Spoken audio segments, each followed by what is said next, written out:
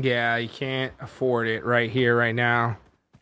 You need every single player up you possibly can because these teams... Oh, here we go. Hey, look at this. Loot truck. Tian said, okay, let me get what's ever in here so I can get the weapon so I can shoot this truck. And that's what's going to happen. Ling S is going to have to just wait and watch. He's like, slow down, truck, please, slow down. Oh, shotguns it. Okay. A little over and under action. Yeah. How about another one? How about one of these? Hold on, let me reload real quick. Pow, pow. Okay, let me reload again. All right. How about some of this? Pow, pow. Oh, no. A welding gun's not going to work. Calm down. Okay, let me look at my vehicle. Who wins, a full team of LGD or a loot truck? They got it. Hey. They got it, though. Tian finishing him out, and he's going to get all the loot. He said, okay, hey, I took it out. P90. I get the P90. That's huge. Okay, massive loot picked up by LGD. That is already a win in the first few minutes of this game. I don't see him for Rage's loot truck yet. Has he arrived? Is it a bit late? Feels like the French train station. It's always a little bit behind on time. But yeah, maybe going to get that one. But yeah, P90 is massive. We've seen it be huge in the hands of players like Silas and Ziol during the group stage. So always best one to get if possible. Though they were really desperate to get that loot, right? They're just sending everything. Just hopefully maybe we can get it done. I'm surprised they couldn't get it right as it was passing Severny. But I guess because the plane was very eastern, they had to stretch it and lost a bit of time to actually just convert fully around the loot truck. So it just delayed it a little bit. But still they're, what, 1,000 meters away from the blue zone. No, sorry, from the circle. So it's still not going to be an issue whatsoever. Nothing has been lost so far for LGD. Yeah. And that's good because they were lost immediately in match number 2. So it's always, that's the worst thing that could happen too, because you had no time, no shots downrange. And with that, your fingers kind of get a little cold. You have to sit for like 20 to 30 minutes just waiting before you can even play again. So it can be difficult to shake off, especially with all the pressure, everything kind of going on in the LAN. So hopefully they could do that, and they could do that sooner than later, because when you have a 0-point game like that, the lead really starts to get away from you. And a back-to-back bad performance, ooh, that lead can be pretty much gone at that point. Can you not just go in like the training grounds, you know, and just stay warm, just shoot a few targets? That's what I would do if I was out like literally the first 5 minutes of the game. It's just not the same, though. You know what I'm saying? It's not the same. Yeah. It's like, you know, oh, I beat this target. I'm gonna beat someone, and then you're 1v1 against, I don't know, top, and you're like, oh wait, this is a bit harder. Oh, he shoots back. He shoots back and he can move. No way. I don't like it. Nah, but definitely, there's some ways to stay a little bit warm, even though you do get taken out early. He's not standing out in the open. He's not just showing if I got a headshot or not. Oh no, it's so hard. But no, so far, not losing a single player, which this is a little bit more up to expectations. We saw that a lot, especially during the group stage, where you would not lose a single player for the first 4 circles. Unless you have a terrible plane or terrible phase 1 circle, which really this game it was not really the case. Sure, the plane was a bit eastern, but it wasn't that bad. As teams like LGD, Al-Ula, Arena, Weibo, RQ are still alive as a full team. So yeah, teams are adapting very quickly. And they are just avoiding being taken out of the conversation early on. As KRX did spot D+ for a split second there. They are split, but I would not recommend committing to it. But it is KRX. Who knows what's going on in their minds? Yeah, who knows? Who knows? Who knows? That's so easy. He's going to go ahead and take down Soul-K there. And he's going to get that. And Soul-K knows he's done. That's for sure. That is it. So Soul-K back to the lobby. And this is going to be on the side of Shelter. That's going to be the first blood for this match. Nongshim Red Force. 7th place, 16 points. Not in a terrible position at all. And S2G won the last game, and they're going to lose a player. The first one in this one. It's quite unfortunate. I mean, Soul-K is the IGL too, so I always have this idea that it's better to use the IGL because they can steal IGL from the grave. They can look at the different POVs from all the 3 teammates if you have 3 players still alive. So it's fine. It just sucks when also your IGL is also a top tier fragger. Like, for example, who comes to mind right away is Doc. That's like, that's a bit unfortunate. But I know Soul-K is not the main fragger on the team, right? You're looking at, especially Lost, you're looking at HamCG. So it could have been worse, is what I'm trying to say, right? Soul-K still is great, but it could have gone way worse at the start of that match. It could have, you know, and I do agree. I think it was a little bit better back in the day. It's just like these days, like when you get taken out, the spectator is just not the same as it used to be. You know what I'm saying? It's like I feel like it's just not as reliable. So you can't really like see what's happening. Makes things a little bit more tough to try to IGL, you know? Well, I don't know because I never get eliminated in game. I win every single match I play. So that's I don't know. right. I don't know what you're talking that's about. Right. Sorry. Yeah. You know, unfortunately for me, I'm the opposite, right? I do get eliminated. I always just get my old, you know, esports habits of, you know, when I play a regular match, after 5 seconds of nothing happened, I'm like, okay, I'm pushing out in the open. Let's go. You know, let's get this going with. And boom, I get taken out just like that. But yeah, you know what? Regardless, you could still, of course, you know, tell, you know, your teammates where rotations are, kind of help them out from that front. But right now, the Weibo is like, hey, let's get moving. We are all the way in Primorsk. We got a long trip here.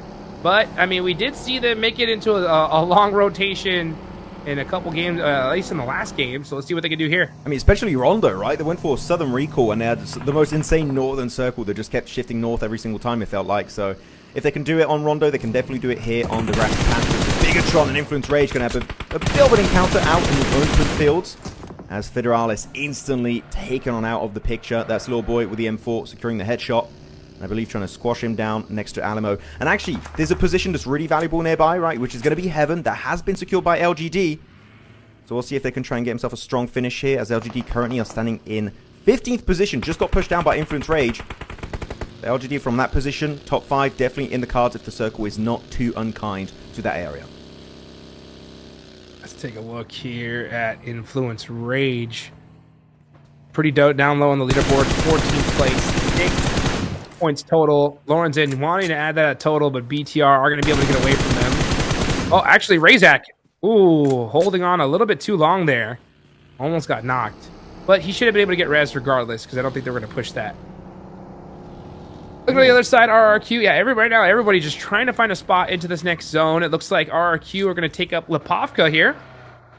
So, not the worst place, especially considering the zone could be heading in that direction. The only thing that could go wrong for them is they spread out themselves out a little too thin, and one of their players gets knocked, especially from a player like Sitting from Thunder Talk. It does look like Al-Ula, though, in the feed, do end up taking one player from BTR. Actually, BTR is down to 2.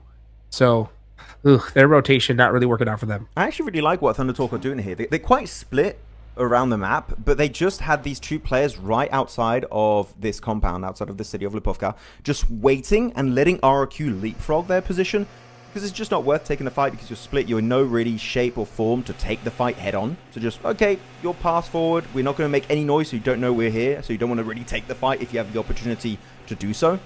So yeah, very respectful play, Thunder Talk. Loving it, especially right now they're in 16th position. A lot of Chinese teams actually towards the bottom right. Weibo 11th, LGD 15th, 16th for Thunder Talk. Not looking too good for those 3, but you know what? All Gamers and TIANBA redeeming it slightly as they are in 6th and 3rd place respectively. So out of all the Chinese teams, you know what? Bit of a ton of events, but TIANBA, with especially how QZ was performing, Hot Jukes, it's good to see him be on the podium at this point in time.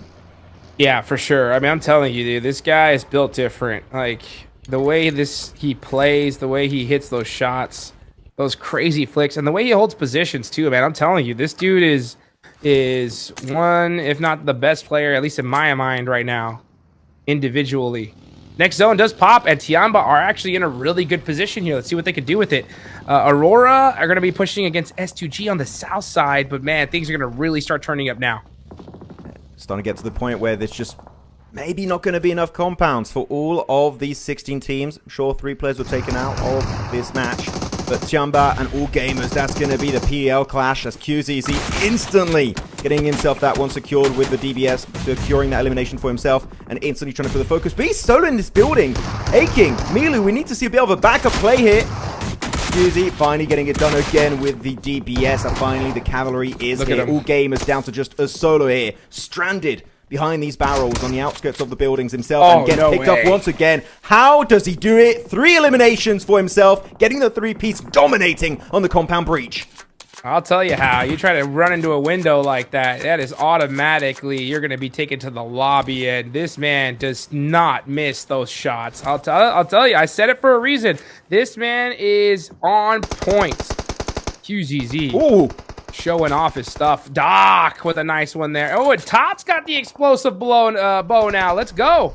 He's like, Sook, you're not the only one who can play with that weapon. He's got himself 31 arrows, explosive arrows, ready to go at a moment's notice. So he's really stocking up on that utility. And that means really, if he's got that many arrows, really, he has a plan. He has a plan. We just don't know what it is yet. He's trying to become Robin Hood in the lobby as Awake, trying to make his way out. And that's going to be Reefus with a long-range spray to connect it onto Awake. Very hard player to res up for Thunder Talk. And that is going to be actually snatched away by Furen from RRQ, okay. So unfortunately, Aurora not able to secure their second elim. You know that's got to be so frustrating. You waste all that util to be able to get, one knock, and yep, yoink, just like that, it's gone. Alula, slow start for them. Gonna try to bring things, at least turn things up a little bit. You got KRX right above them. I don't think they mind sharing this location for now. As all gamers going out, few players going out from different teams does kind of relax the lobby a little bit here in stage 3. Those rotations are done with. Weibo now finally entering the circle. They are super late to this party. Let's see if they can find a way into this next zone. Where to go? Where to go? I think they might be trying to go towards Heaven, but I just looked at the map feed. Bigatron just set up shop on Heaven. You can see actually on the map here, that's been taken away. So if they want to take up Heaven, they might have to commit to a full-on breach. But at this point, if you can get a position without fighting, I would definitely recommend it for Weibo. But the western side is just straight up flat terrain fields. Unless your terrain knowledge is a 10 out of 10 and you know one dip that is slightly playable in the zone and you can actually hide your cars, you might have to commit to an engage. Weibo just doesn't have many options. They're actually going to go and dip out in the blue a little bit, wait for the next phase to dictate, do we have to go on the aggressive or passive side? Circle goes hard to the western side, Mansion still in play, and Weibo might just be sending it straight onto BTR on good old Heaven. There we go. Heaven is in play here next zone. Yeah, you can see right now, little boy popping some shots on the 33Z. 33Z hitting the lay down there. Does unfortunately get knocked by FURIA. Ayala taking that little boy, trying to steal that elimination away, but unfortunately not going to be able to do that. As things are heating up here just south of Mansion. Hamsuji pushing up close, but Bay getting the better of him. What an engage. It was, you know what? Not gonna lie, I didn't know what was happening. I was looking at my screen, just everyone's getting eliminated around that tree. It was definitely a lot thrown at the board all at once, but S2G, indeed, as you said, getting taken out of the picture entirely. 27 points, that's going to be a non-game, unfortunately, after their previous second place finish. Influence Rage, now still got these vehicles. Good little dip to play around. And Weibo going for the more passive approach. I was really expecting Weibo to crash onto Heaven. They were going in that direction, but maybe Bigatron took some shots in their direction, saying, actually, you know what? We're going to shut that down pretty much right away before it even happens in the first place. It's a good response from BTR, as LGD even having a line of sight onto Weibo. Unless the circle goes right on their dip, Hot Jukes, Weibo, this game is just not heading their direction. Yeah, man, Weibo. Tough start to today so far, and these are your previous champions, and unfortunately not able to do, actually the only champions from last year to compete here in the grand finals. Not the best start so far, taking a little while to get warmed up. They do have a decent position in this next circle though. Down a player. Let's see what they could do. Aurora meanwhile on the south side, all 4 up. They're going to be playing more of that edge style play we've seen so far. RRQ just driving around. They did hold Lipovka, but with the zone shifting, they're going to try to find a way into this next zone, hopefully trying to catch a fight in a third party. Could be the case as Aurora, trying to make their way outside of prison up north. Decent position, got a little few trees and a bit of terrain to hide behind and keep your vehicles in a decent condition, so that shouldn't be too bad of an entry point, though Furia maybe having a different plan in mind. They're actually going to be somewhat looking in the direction of Aurora, so Furia are going to try and become the southern gatekeepers of this zone, which I would say we need to see. I want to see something from Furia or even Influence Rage. So far, I've been kind of silent on the first 2 matches. Hopefully, can try and put themselves in the limelight on match 3. Okay, here we go. Here we go. Here we go. What? AJ Oh, in the shack, gonna throw some smokes. down. Might as well. No, I would. Might as well. I don't like that. They're kind of putting a lot of focus on their location. Not everyone was looking their way, but that smoke and out Aurora. Like, wait, there was a player there? Okay, we're going to be locked on now. Or maybe some random person threw a smoke in there, right? Yeah, no. It was the wind. There's someone in there. Yeah, it was the wind. Top has got an explosive bow. There? If he gets an angle from that distance, he can literally squad wipe all of Thunder Talk with the explosive bow. It's perfect at that kind of situations. I want to see it. I honestly want to see it. Come on. Let's go back to the explosive blow. Let's see if that we can see Thunder Talk hold it down there. As you got TIANBA over there towards Mansion. Next zone pops, though, and it's going to be LGD getting a good circle here. They went out super early before. Hopefully they can come back now.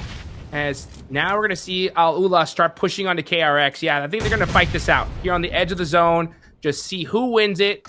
Usually we see both these teams just say, hey, you know what? Let's go into the zone. But no, KRX up on top. Getting a nice knock onto Al-Ula. Two! Oh, the utility just too strong. Oh, TRE getting the double knock with one single piece of utility. What a magnificent way to kick off the fight. And yeah, just send it. You got the man advantage. KRX, you got to leverage it to its full potential as only Quick remains. And you know what? He could not even do anything in that situation. KRX, an easy 4 points. QXZ and TRE getting 2 each. Great spread, and now the fact they take it so quickly. Easy transition, but RRQ also going on the offensive, straight onto the dip of Influence Rage, and so far Influence Rage not suffering a single casualty. RRQ swept right under the rug. Man, teams are just doing some very bold, risky pushes here, and they're getting punished big time. Furia now all by himself. He's going to have to just try to snake it to make it at this point. Meanwhile, we're starting to see the feed light up. KRX putting some more points on the board. They have 11 total points here. Looking on the south side as well, you got FURIA, you have AURORA. AURORA are going to have to push into this next zone. Right now, we're going to look at this fight here. E+, KRX, Nobu. Oh, getting knocked in return. Where's the rest of the team? Here's Fabian. Going to try to help his team out. Can he get this knock? He does. I feel like I'm watching PMPS, KRX, and D+ just keep fighting each other. Like, they have some kind of rivalry in these games, but I'm kind of enjoying it. Absolute cinema right now for the South Korean teams. As Top able to give himself a great nade onto Higor. And that's going to be able to create a little bit of a decent entry point for themselves. He's actually just going to retreat slightly. Top though, a little bit unfortunate. Does crash into that tree for a bit. Going to deny some momentum. The Aurora, they do get everyone under control. Ayala out. And even getting secured by Top, man. They are just carving their way through right into the play zone. And they still got to move forward slightly. And Nongshim Red Force and Influence Rage are right ahead of them. Top. Gonna make something happen here. Let's see if he can. Joel gonna be driving around as well. So they're just hoping to get a position in this next circle. They're gonna have to do it. They're gonna have to get a big fight happening. They're gonna have to edge on in. Okay. They said, you know what? Let's not push into Nongshim Red Force. Let's just move a little bit to the side here and try to catch a third party. Never mind. They go straight into Chief. And a beautiful shot from Doc there. Does open the door a little bit. But now they are getting pressured from so many different teams. It's up to Top to really try to buy his team some time. The smokes are rigging out. He's going to go ahead and commit, though. Barely makes it to his team. If I have to be honest here, I feel like pushing onto Nongshim Red Force would have been a better option because now they're just out in the open. Their cars getting absolutely wrecked by every team that's a line of sight onto their location. I'm not the biggest fan, but you know what? So far, it is working out. They do get the reset on their fallen teammates, and that's going to be them back up in a healthy 4-man situation. Look at the cars. Ooh. Most of them just smoking up, completely wrecked, and now Rufus also getting headshot by Pedrino. Maybe not the best option, and Circle 6 is just not favoring their location. Yikes. Aurora, I feel like losing any kind of control they had in this match. Yeah, mistake. You know, they pushed left when they should have gone right. If they would have gone towards Nongshim Red Force, I think they would have had a much better... Oh, man, yeah, they're in trouble. There's no way they make it out of this. I think E-Arena is locked in on them. So is Nongshim. Yeah, Aurora are toast. That nade there, ooh, just short. Can they pull off a miracle, though? That's going to be the question. What can Aurora do? You have 0 ground advantage. Now, can you make it happen with your gun skill, though? That's the question. That's the only way they can really make their way out of this tricky spot. Out of this very, very dire situation. But yeah, I love how EECA was so opportunistic. They see a team that really, their mobility is kind of cut down to almost nothing. It's a really good response trying to get a cheeky third party onto them. Though, Nongshim Red Force, good utility being chucked their way. And that's going to be held off by the man himself, Federal. And you know what? We saw what he can do with a pistol. Imagine if he has himself an AR and a bunch of utility to chuck in the direction of Nongshim. And so far, they are going to be moving back slightly, but they're still getting knocked, taking so much damage, and they're not even in the play zone. All these southern teams of Influence Rage, Aurora, and Nongshim Red Force surviving this circle transition is going to be incredibly tough, Hot Jukes. Definitely. Super tough. There's so many squads down here. Just even trying to move at all is difficult. Yeah, and Aurora just getting shot out in the open and all their vehicles being gone. They just are getting picked apart. Doesn't matter how good your gun skill is when you have, you know, 8 of the best players in the world staring right at you. Top, just going to most likely go out to play zone here. The only thing that could save you really is cover flares, and they're Rondo exclusive. So, unfortunately here, the hopes and dreams of this match is just going to be torn to shreds, and that's Lil Boy to put the nail in the coffin. GG, well played. That's going to be them up to, what was that, 8 eliminations, so really solid performance from Influence Rage. They definitely needed it after a very slow start here in the PMMI Grand Finals, though, sending it solo forward. Pedrino getting slightly overwhelmed by Nongshim Red Force, as Lil Boy now, sole survivor, trying to just cling on to life for a little bit longer in this match, maybe making it to top 5 to get some extra placement. And he does have that smoke that was dropped by Loranzin, trying to refresh that defensive utility. But they're still not in the play zone, and he needs to commit now. He does get the reset, Loranzin. The moment you heal up, you need to send it right onto Nongshim if you want a chance to get something done this match. Loranzin from the back, trying to throw that nade. Is it good? Ah, just short. Needs it, though. Needs to clear these guys out. Does get a nade enough onto so easy to force him back just a little bit. That opens the door, but that nade will do it right there. That's on a Tizzy. And XYZ both knocked. So easy now. Gonna eat some utility himself.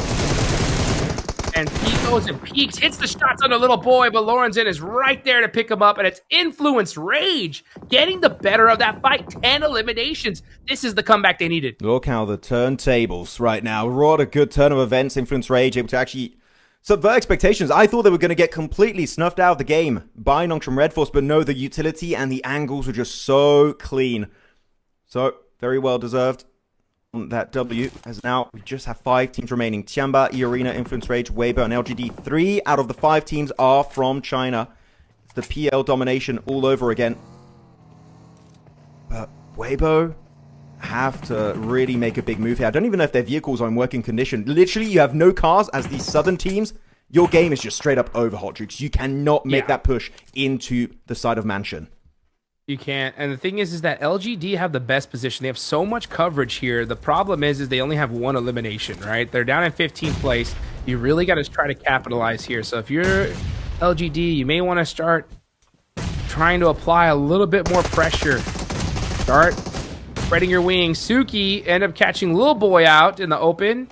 Bay is too far away to support his teammate. There could be another elimination there on the side of Influence Rage. As Tourniquet just hitting some pop shots as well. Yeah, Lorenzen's going to leave his teammate and push up on in. And, yeah, Little Boy does get eliminated there. No way. That's Lorenzen again stuck. His car exploded down to just a pile of rubble and dust.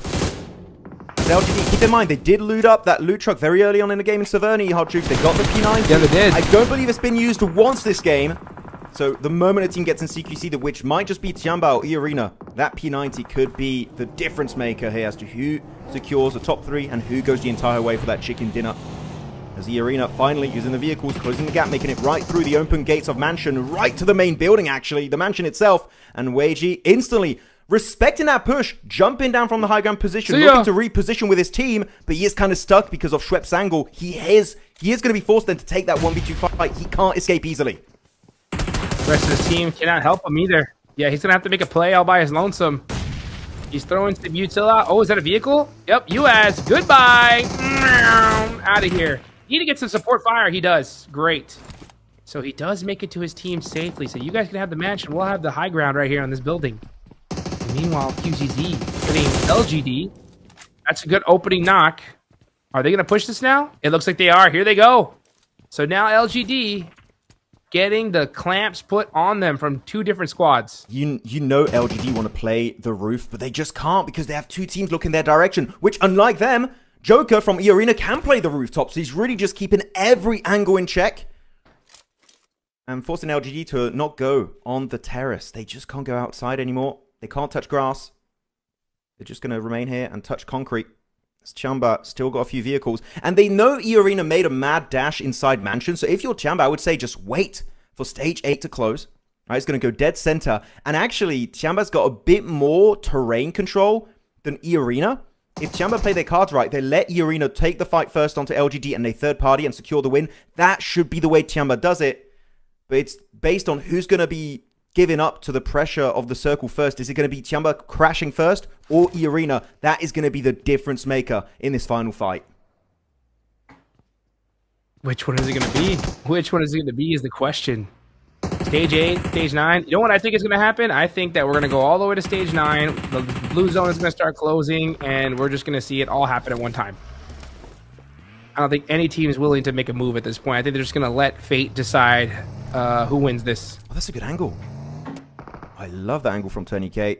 I don't think QZZ has any idea. He does have a Groza in his arsenal, but he's going to be looking more on the ridgeline. But actually, he did look on Tony K's angle. Maybe he did spot a pixel or 2 moving. So he's like, oh, okay, I know what he's cooking up over there. But yeah, I feel like you're right, Hodrix. It is going to come down to Circle 9. The Circle closing around these players and just forcing a fight. And then all hell is going to break loose. But did I see an MG3 in the hands of Ling S? That means they got a P90 and an MG3. Loadout-wise, that's an easy win for LGD. Come on. These guys are stacked. These guys are stacked. The only thing that can go against them is if both these teams crash on them at the same time. Yeah, you cannot get knocked. He's gonna throw smokes. Get away from that. You know the nade is coming. You gotta survive this. Ooh. Nade almost breached the window. Mau. Gotta be careful not to get knocked here. He does put some pressure on. Is that safe? He might get dated. Let's see. Oh, he lives. Okay. Yeah, LGD can't take a single casualty. If they do, they're opening the gate for TIANBA to push That's up. Good. Really good util from Ling S. Logan able to use the MG3, gets it done with the util. That's some good damage, but Mau is going to be the first to fall on LGD's side. EECA now losing control. The nade from over the range is going to be connecting onto Wei G. And LGD, they were there. You blink and they missed it. Instantly squad wiped. And it's down to TIANBA versus EECA. What just happened? TIANBA, they said, you know what? Oh, is there a party over here? Can we join it? And just like that, taking full advantage. 13 eliminations. 8 of them from the side of QZZ. It's just Joker.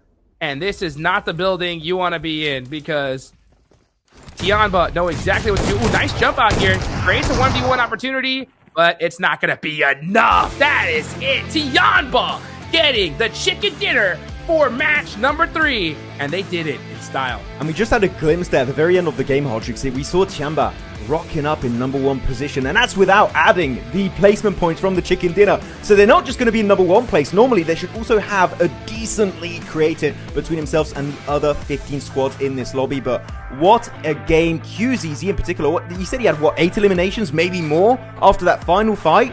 Absolutely carrying the hell out of this game. And TIANBA, it is good to see a Chinese chicken dinner here in the PMMI Grand Finals. I'm telling you, man, I think he's my favorite player now, especially after seeing that arm shot and that TDM. I think that sealed the deal.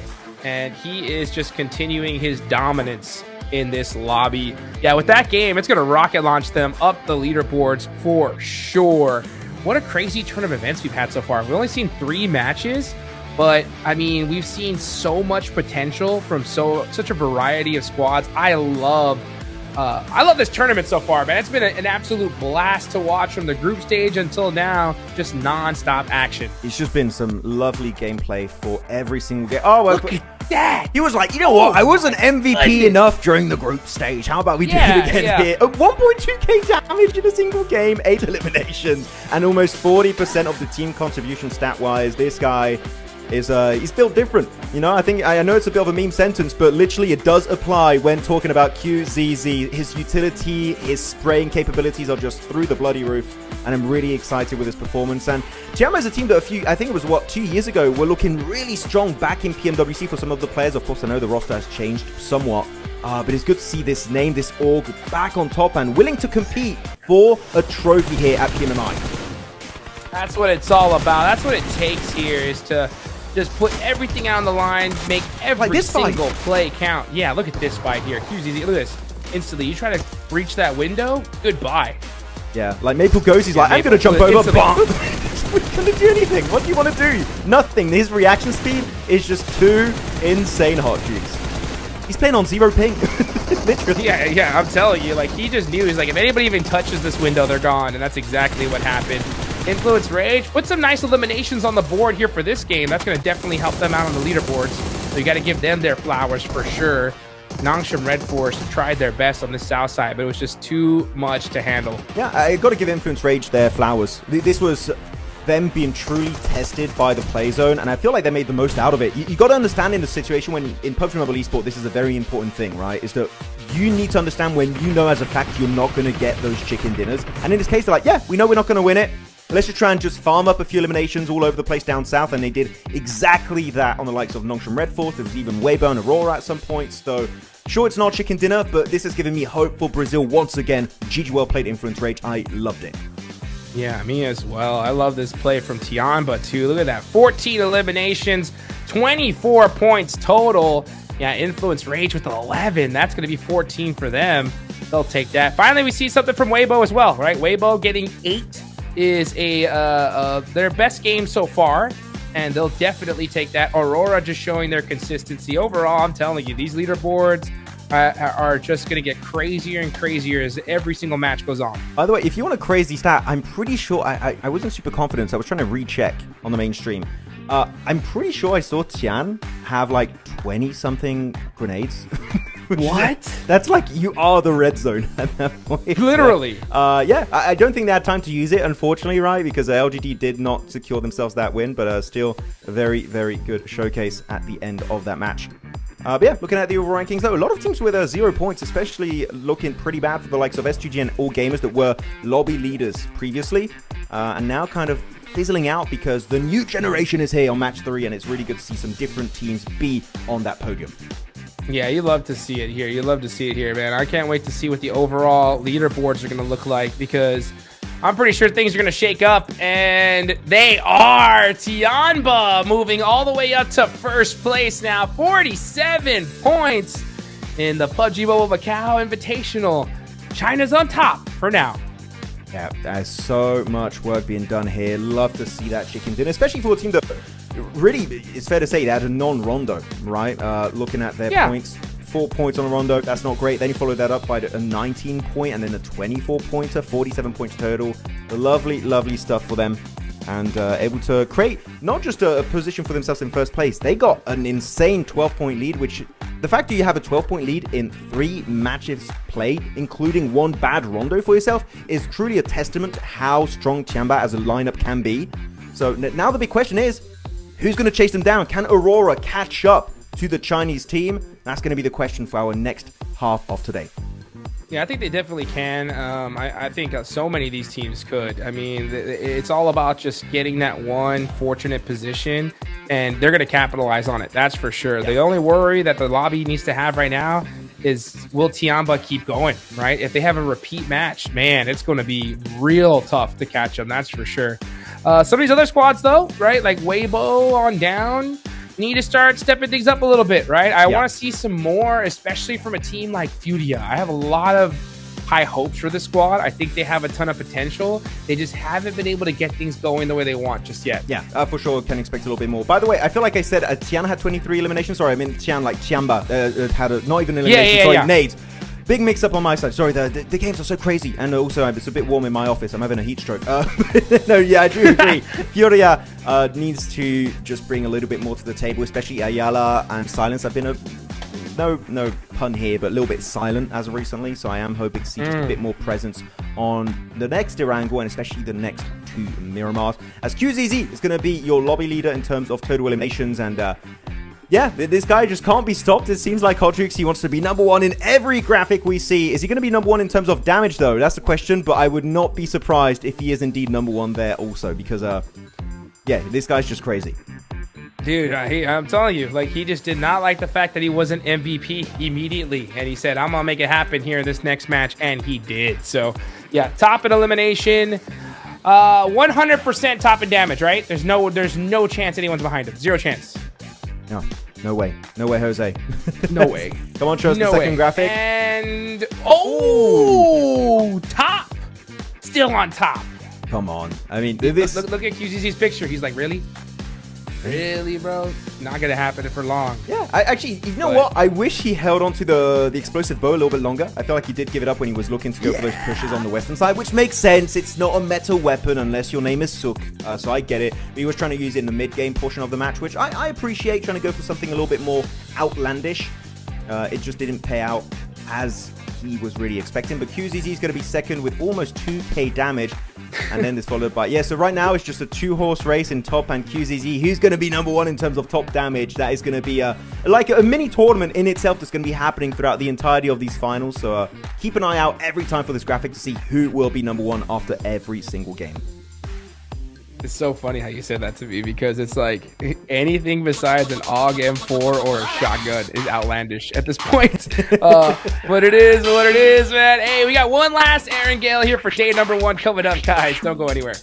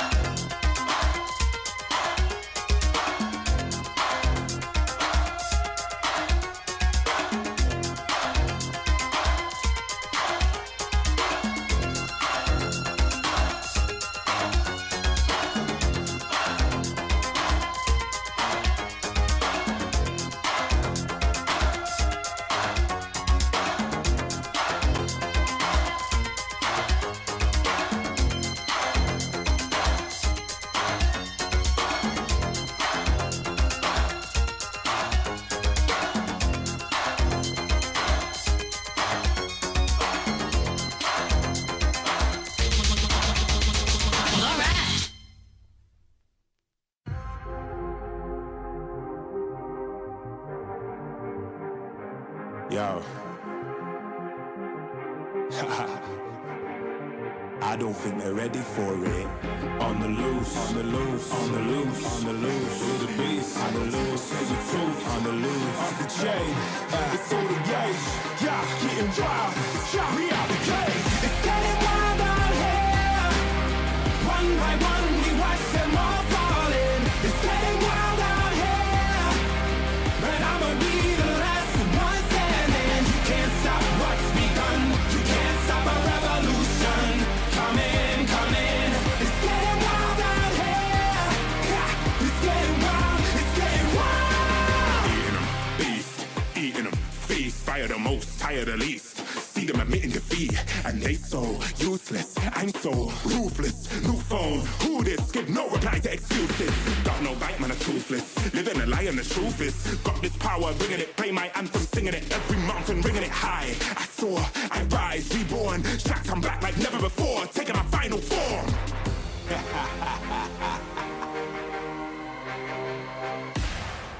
Yeah, it's getting wild out here. One by one, we watch them all falling. It's getting wild out here. But I'ma be the last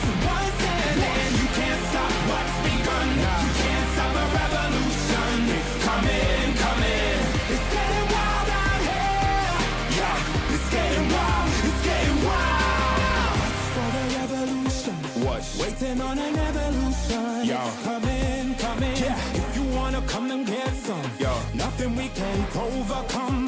Run in, run in. Sure as we rise with the sun. Yo. We will arise and become stunning, stunning. Watch for the revolution.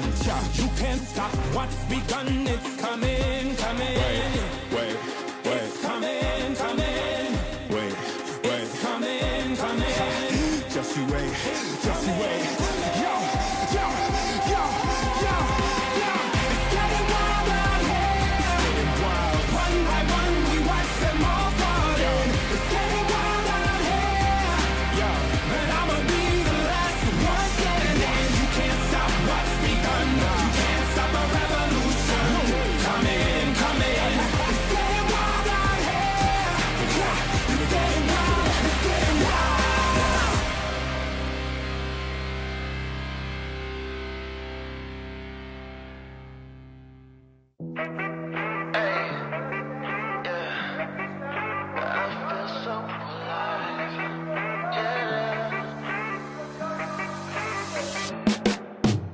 I got this feeling in my bones, things will work out. Nothing's gonna keep me back or turn me around. Hey.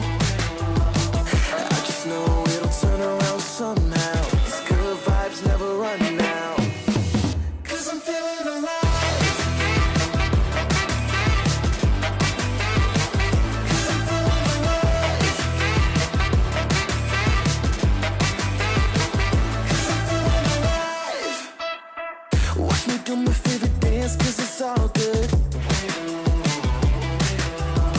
You would do the same thing, I promise you would. Oh, got me feeling so high, never come down. These good vibes never run out. 'Cause I'm feeling alive. 'Cause I'm feeling alive. 'Cause I'm feeling alive. And they can't take my shine. This feeling is one of a kind. It's the best day of my life. 'Cause I'm feeling alive. And there's nothing you can do.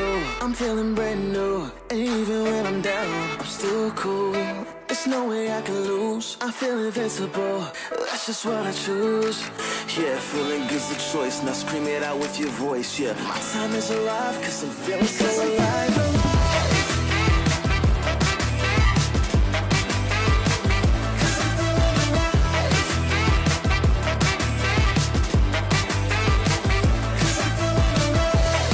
And they can't take my shine. This feeling is one of a kind. It's the best day. And we're back here once again, getting ready for the last match of Erangel coming up here in just a minute. This is going to be, well, we're officially, we're done with the halfway point, right, Max? That is it. So we are going to go into this final match of Erangel, 2 Miramars, and that'll be it for day one. That'd be nice to see here. As you can just see these players just getting locked, loaded, ready to go here. Everybody taking their drinks and just getting set up and ready. Looking at the leaderboards. Looking on down, there are some teams I definitely want to see a little bit more out of. Bigatron, we saw, not the worst start from them, but, they're in they have 14 points right now, so they could definitely step things up. But all it takes is one game, and we could definitely see the top of leaderboards a lot more congested. Yeah, it's going to get really tricky. I feel like some teams at the bottom now, they're not going to get desperate maybe at this point in time because it's still only 3 games, right? I feel like it happens that a team has a bad half a day, right? So all your bottom squads, Thunder Talk, Al Ula, FURIA, LGD, DRX, KRX. I still need to get used to the fact that I have to say KRX instead of DRX.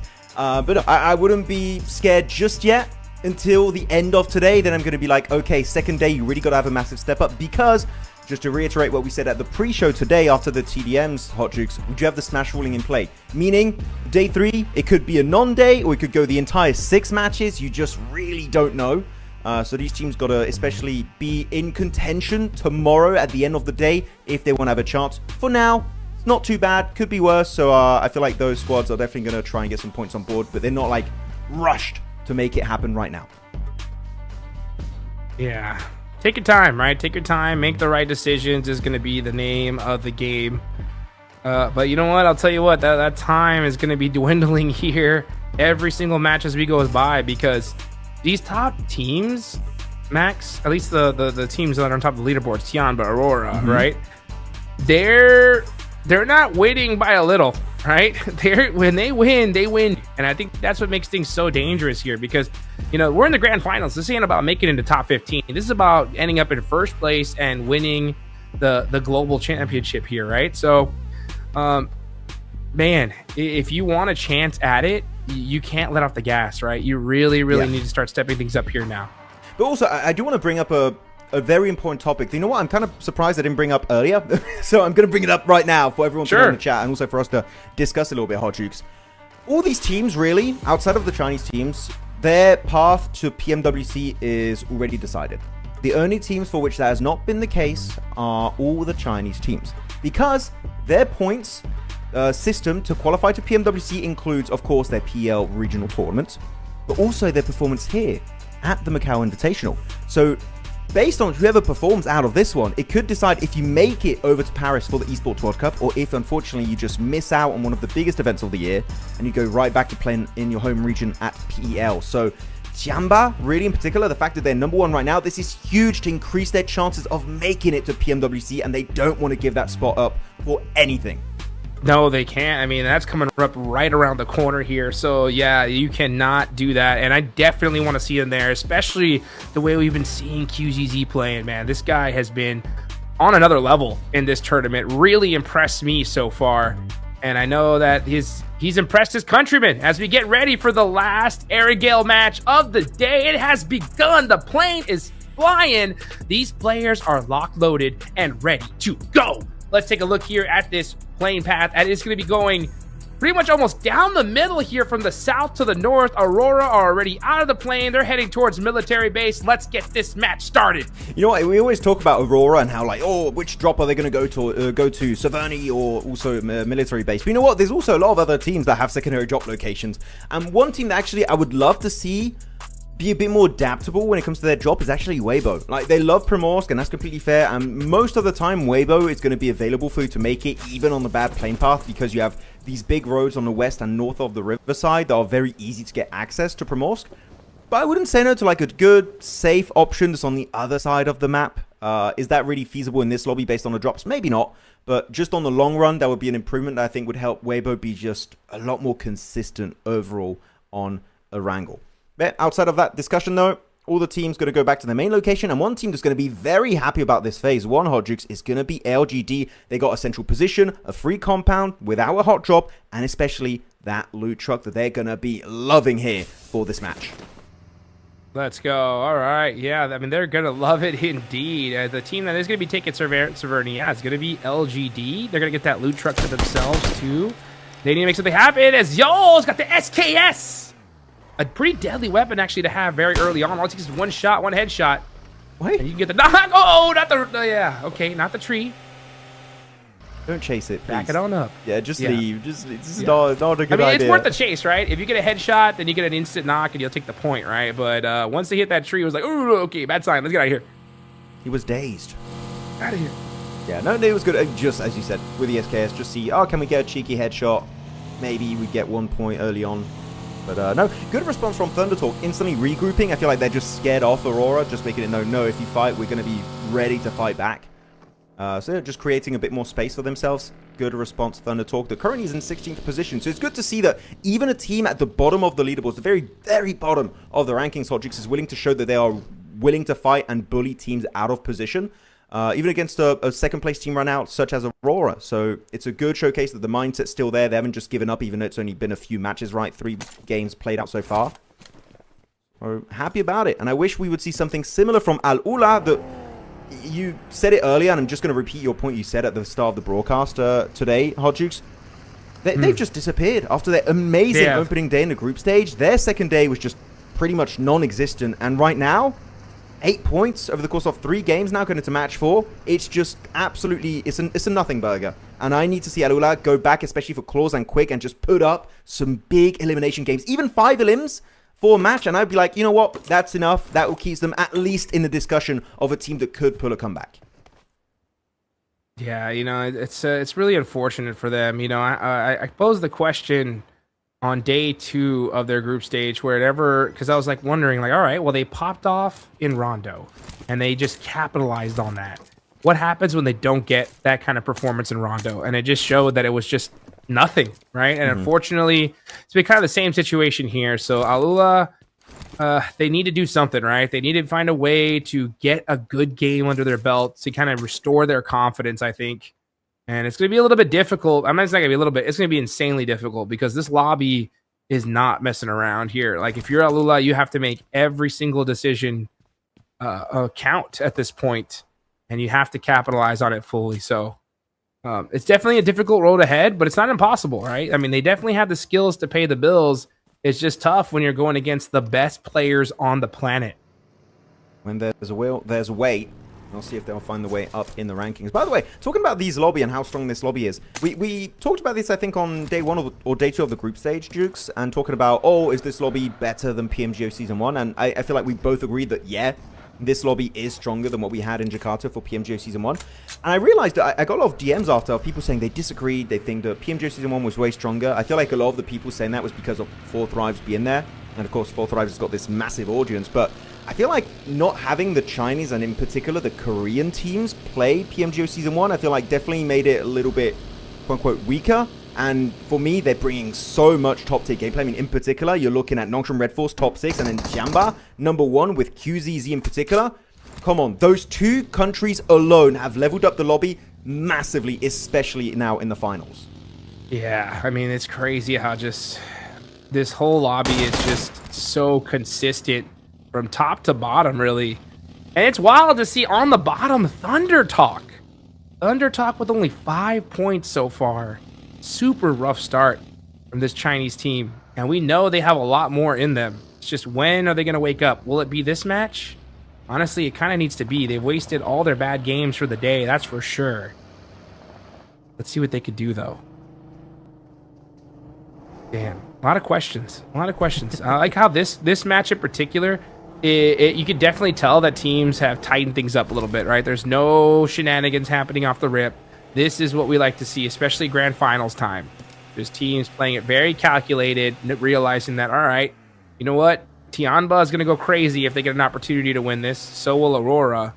Now it's our time to make it happen. So let's mitigate every single risk factor that we possibly can and just put some consistent points on the board. Yeah, I mean, definitely the first angle was a bit messy in the early stage. Here, all the bolts have been tightened to their absolute extreme.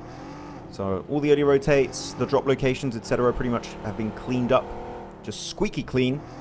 And making sure they don't lose any player in the early stages, especially phase 1, phase 2. Unless Influence Rage maybe find a player of BTR chasing it down.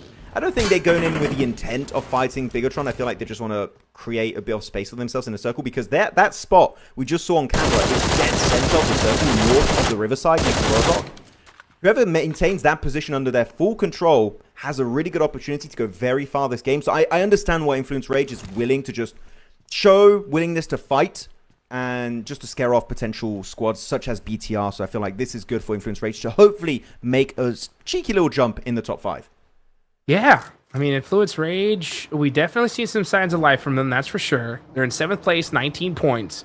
A chicken dinner, and they're easily towards that top 3. So anything can happen. Just the biggest, I think, concern on this whole lobby, obviously, and we've talked about it before, but it just reiterate it one more time, is just if TIANBA and AURORA win another game. If they win this game here, yeah, man, things are going to get spicy for sure. It's definitely going to get dicey. Got to be careful how things will pan out.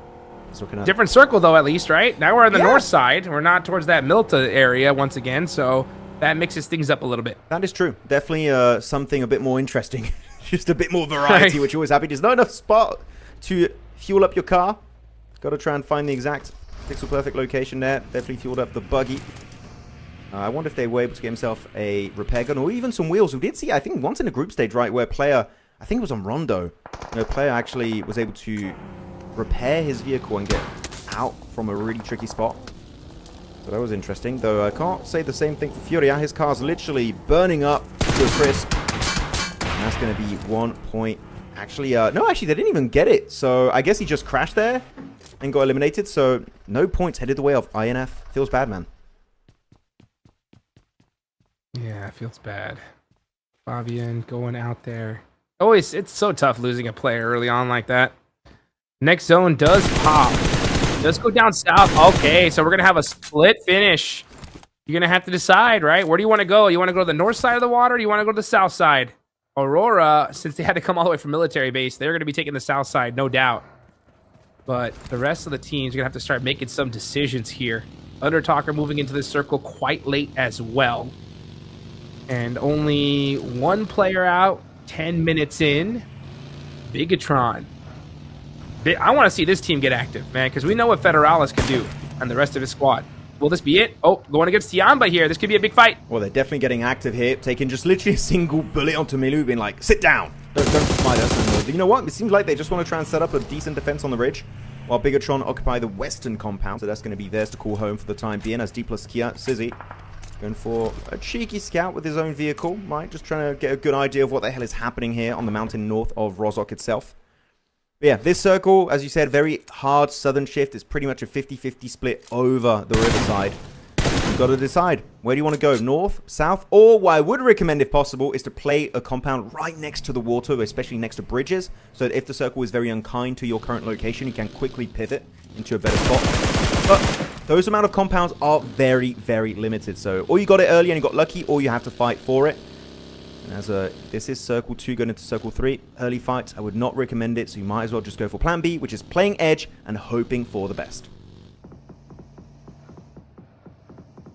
That edge style play has already worked out so many times so far. It really, really has. It worked on the side of Aurora early on. So it's not a bad play. You know, you just got to find the right opportunities, and you got to make sure that you're ready to turn up that aggression when need be in order for it to work out.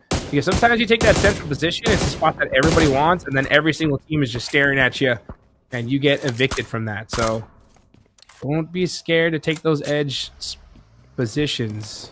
And one thing I really want to stop seeing here, Max, is those teams that do take edge, the zone shifts in the late game, and they're like, oh, let's just try to just find a random middle spot in the open. They just drive and they get wiped out. I'd rather see them just commit on a team. And if they do end up getting the squad wipe, then great, right? If they don't, hey, at least you tried. Well, trying to play a bit of hide and seek. One of those was a headshot, I'm pretty sure, for Tizzy. But yeah, just commit. Even if it's a bad play, we had this discussion a few days ago. Even if it's a bad play, better to commit to as a full team than doing just a very hesitant approach to these circles and situations. So I would always prefer a team just committing than a team that's very indecisive. As talking about some teams that committed to an early rotate was going to be the side of Nongshim Red Force and Aurora, occupying 2 decent portions of Rozhok. I really like it, especially for Nongshim Red Force. They got the high ground plateau with the warehouse, which is great to see these northern teams just crossing the road, which actually, they're crossing the bridge is going to be 2 teams, going to be TIANBA and Bigatron right into Aurora, but Reefus being respectful, moving back with Doc and Zior, but Top a little bit slow to make that move. He's going to get punished, taking a lot of damage, but he does survive it for now. There we go. Yeah, he does barely make it out, but Doc is going to get knocked by Hyunbin. And it is a party in Rozhok. S2G are here to play. Rezi is going to put some shots on him. Ziol up close and personal with the Bison. Does get 1 knock. And now Hamsuji is going to be holding that behind the car. Aurora down 2 players, though. Ziol putting a little bit of a grind in right now. Hamsuji does get knocked by Hyunbin. That is him out of here. No way he gets rezzed. Yeah, and that is it. He's gone. So Soul K is going to get the res under loss. And Bigatron with the push-up. Actually, no, it was Lil Boy. He just kind of got a little confused there because of the nameplates. But Lil Boy, Influence Rage now in the mix. What is going on? I mean, he has to, right? His team is getting completely decimated in the distance. He finds himself one singular building, but Kami doesn't want neighbors. Oh, look at that AJ on the top left side of your screen trying to occupy Rozhok Hill. Trying to get a bit more of a decent line of sight. One thing I would recommend on this position, you can share it. Aurora, S2G, if they do get rid of Lil Boy, just work together. Don't fight each other. Otherwise, you're opening a third-party opportunity as Lil Boy going to get pushed up. He gets 1, he gets 2. He's left so low. Can he get the 1v3? Unfortunately, that is just not going to happen. He gets third-party by Hyunbin. But oh my goodness, was that close. And you know what? If you're Aurora, you see S2G suffering so much in that encounter. Might as well send it. Now you don't have to share that spot. The nade is huge. And that's it. S2G out of the game. Just like that. That is the team in 4th place as well. Aurora are going to be able to get a full reset with 1 elimination. Very fortunate situation for them. Hyunbin, man, from all the way across, just being a thorn in the side of so many teams here. That's what Hyunbin does from long range. He's going to hit those shots all day long. And there you go. You see XYZ getting a knock on the Federales. Those looks like Razy should be able to get that res, though. What a way to start things off here, Max. Yeah, insane start from these guys. We'll see if they can keep it going. Though, looking at the side of Ruins, it's going to be a quick exit from E Arena, at least trying to make their way out. Because look at the setup of LGD, man. They got so many lines of sight around the main castle on top of this hilltop. They got vehicles, luckily enough, so they're going to try and get the hell out of there if possible. Swagey. Another nade coming out, and that's it, finally secured. Followed up by also a really good combo, right? They do get a nice line of sight on an extra player, so that's going to be LGD down to just a duo, unless they get the double reset on the 2 Nox players.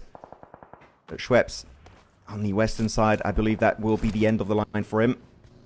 But still a little bit of a tricky fight. They're also going to have to make their way through Boatyard itself, but now it's going to be in headshot hills, and all gamers looking beautifully set up in the center of that zone.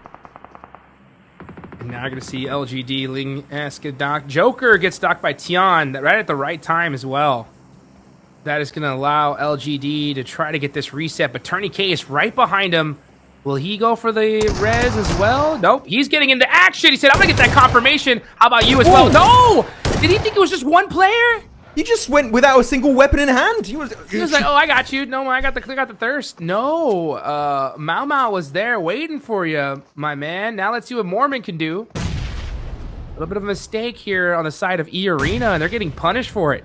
Can't believe he tried to play the John Wick card. Sending it forward with a pen in hand is unfortunately, you really got to get up in there in that CQC range. But yeah, that was definitely an interesting decision to commit to. Maybe he was also out of ammo, something to keep in mind. We don't know exactly how many resources he had. But it's down to Mormon with the JS9 again. Newest addition here in the esports room in update 4.4. As Mao Mao over to the S12K. Which one will be stronger, the JS9 or the S12K in this encounter? Down to this final 1v1 over to the Western Ruins. He's just holding the angle, just waiting. But the blue zone's going to start to tick hard too. So really, he can't linger here for too long.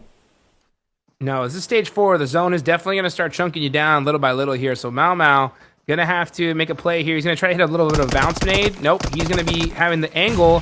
1 second left. Oh, okay. I thought he was gonna accidentally nade himself. Gonna have to hit the shotgun shots down to 1 HP. Got him. Now he's gonna go out as well though to the blue zone. Hey, you know what? Extra elimination. It might go a long way. Who knows on the leaderboard. So GG, still a really good try. LGD able to give himself at least something extra on the board. As now we just saw a little bit of an Indonesian showdown. RRQ taking the fight to Bigatron. But RRQ will have himself a great dip to play from, and also a hovercraft. And this potential open-ended finish in the headshot hills next to school and apartments, this could be such a valuable resource if you have especially that repair gun, that welding gun, and keep it in decent condition until the very bitter end of this game. That hovercraft could be do or die for RRQ. Let's see what's going to happen here. Oh, nade chucks. RRQ, yeah. In a good spot, but they're in trouble. TIANBA have Rosha kill, but they are getting pressured from so many different angles here. Weibo, ooh, trying to climb this mountaintop here. It's going to be a little bit tough here. Ooh, Milu with a nice knock on Arephis. And now, oh, but getting shot from different directions. Where's the nade? Right now, he's just trying to buy some time. Yeah, buy some time. Let your team get back up and try to figure out what you're going to do in this next circle. Yeah. But it's go so hard, you can't move. He had 2 grenades in that sniper tower. I'm really surprised he didn't try and use it a little bit earlier. I guess he just really wants to hold on to his resources because he would have a really bad time getting access to their death crates. But I feel like there would have been at least an easy double knock while he's getting some significant damage done onto them. That's it, though. End of the line. KRX getting terminated by Al-Ula. It's going to be Reb getting that final blow. Yeah, Weibo is still just surviving there. I feel like this should not be allowed to happen. These teams should be fighting directly, but, like, you know what?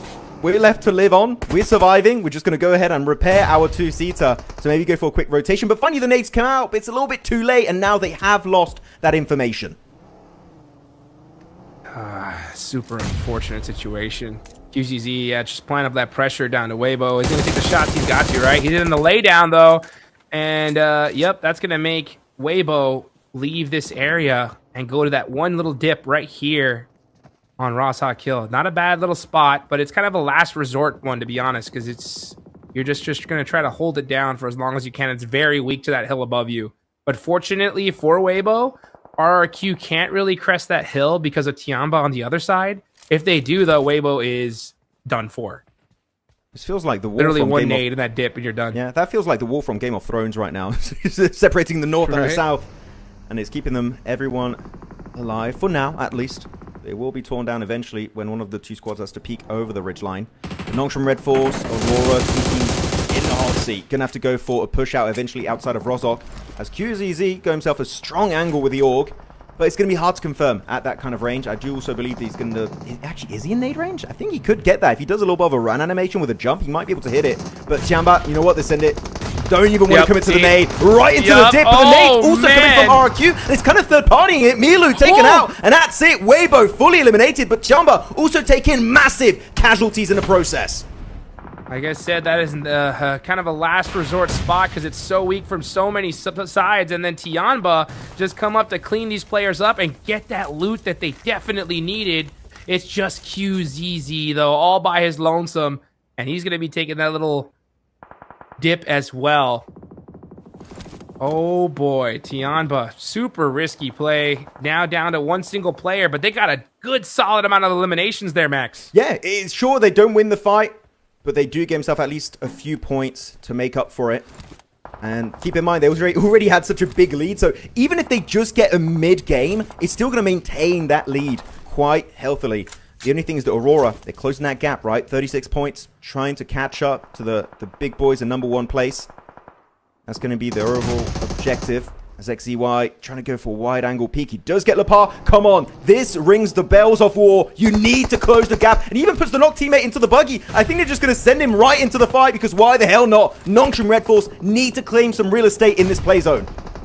Here they go. They are on the move here, but it's a difficult rotation. They are going to lose some players in the process. Oh, nice knock there. Doc down to 1 HP. He's going to go ahead and get that first stage going. You should be able to get a reset as well. Now the blue zone is starting to close. Stage 5. This zone really, really hurts here. Ziol is going to be doing his best job possible to try to hold off Thunder Talk from making this push. And Reef is instantly throwing those smokes out. Very good job from him. Just buying some time here. And yeah, keeping an eye on Thunder Talk. Now, time to get moving. Getting in those vehicles and going to try to push up this hill. Here they go. It's a really good push up because there's been a really big power vacuum created since TIANBA pushed up onto Weibo and it's been snatched away and filled up by Thunder Talk. Thing is, Aurora, your main threat is going to be AJ. Oh, but he's going down. This is great, actually, by then completely leaving the vicinity. It actually allows them to play this ridgeline, but the thing is now you're still going to get backed up by Nongs from Red Force. If you get rid of them, you know what? That could be a decent position to call home and play it on that ridgeline to use it to its full potential. Grenades flying all over the place, left, right, and center. Nothing has yet to connect because they're just hiding behind those vehicles. Ziol, though, going on to the high ground position alongside Doc. Will that be the angle to secure the win up against Nongs from Red Force? It could be. Let's see if that's what's going to happen here as XYZ is trying to find an angle. That nade, oh, bounce just, oh my gosh, that bounce! What? Are you kidding me? Locked onto Hyunbin. Looked like it was going to be short, but no, it was right on time. And now here comes Thunder Talk. They hear all this action going. They want a piece of it. Now P90 from AJ. Looking very, very strong. He peeks back, though, as top. Does get some shots onto him. And now, yeah, Thunder Talk. They're trying to soak up some eliminations here. That's going to make things even more difficult for Aurora. They're just fully sandwiched here between Nongs from Red Force and Thunder Talk. Really tough to survive it, and especially when Thunder Talk has so many resources up their sleeve. So easy, though, dropping to the S12K of Doc and instantly flushed out. You know what? They know they might survive a very short amount of time in this match, so they're going to try and make the most out of it. And unfortunately, those two teams instantly eliminated from the match. Not able to get a single placement point, but at least get a few eliminations for their troubles. Though, back over to the northwestern side of the circle, it's RRQ, it's Bigatron, and now Al-Ula looking to make a push in the play zone. Here they go. Al-Ula looking to finally put some serious points on the board. What can they do, though? That's the question. RRQ gonna try to hold them down as Al-Ula have to push outside of the zone into this next circle. Lapar Yeah, that's the job. That's the way you do it. Just start throwing those nades, put that utility down, and make that, give them some pressure here. Quick, throwing a nade himself. Looks good. Oh, it does piece up Lepar a little bit, but man, right now they're throwing every single piece of utility they got. He's got to be very careful with the RRQ because of the terrain. The nades are naturally going to roll down to your location, so you just got to be very cautious and play especially around that hovercraft they had very early on in this match. I do wonder, is it still in working condition? That could be a good way to make their way into the play zone.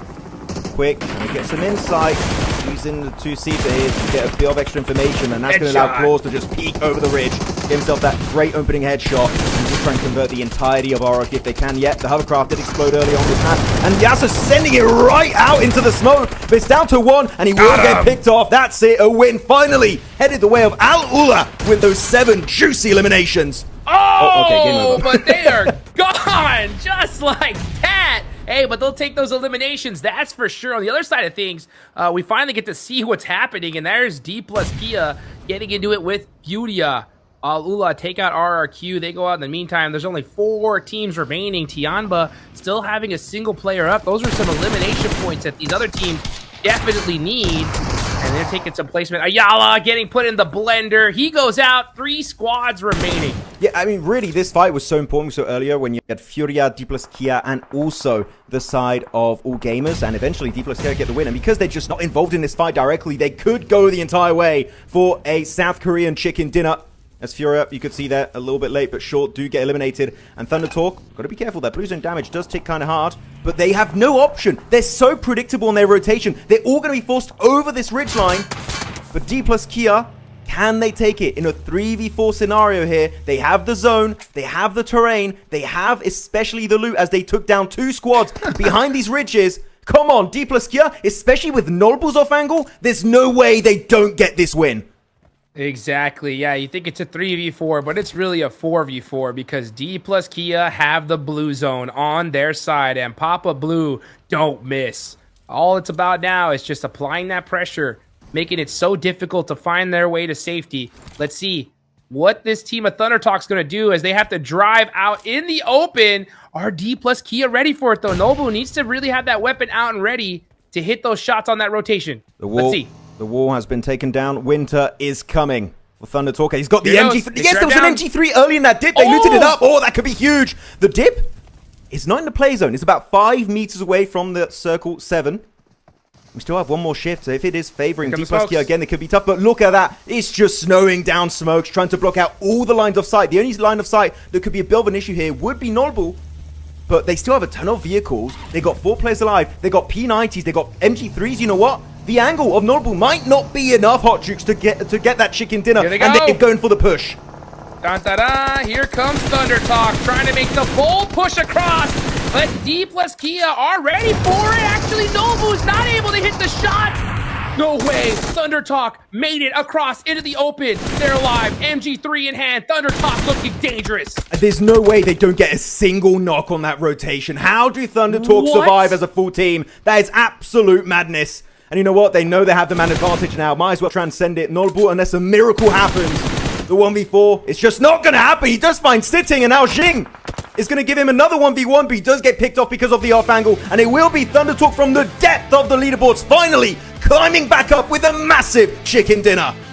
Man, on the depth of the leaderboards and the depth of that circle, they rose above and made it happen. Are you kidding me? How did they make it across in the open without losing a single player?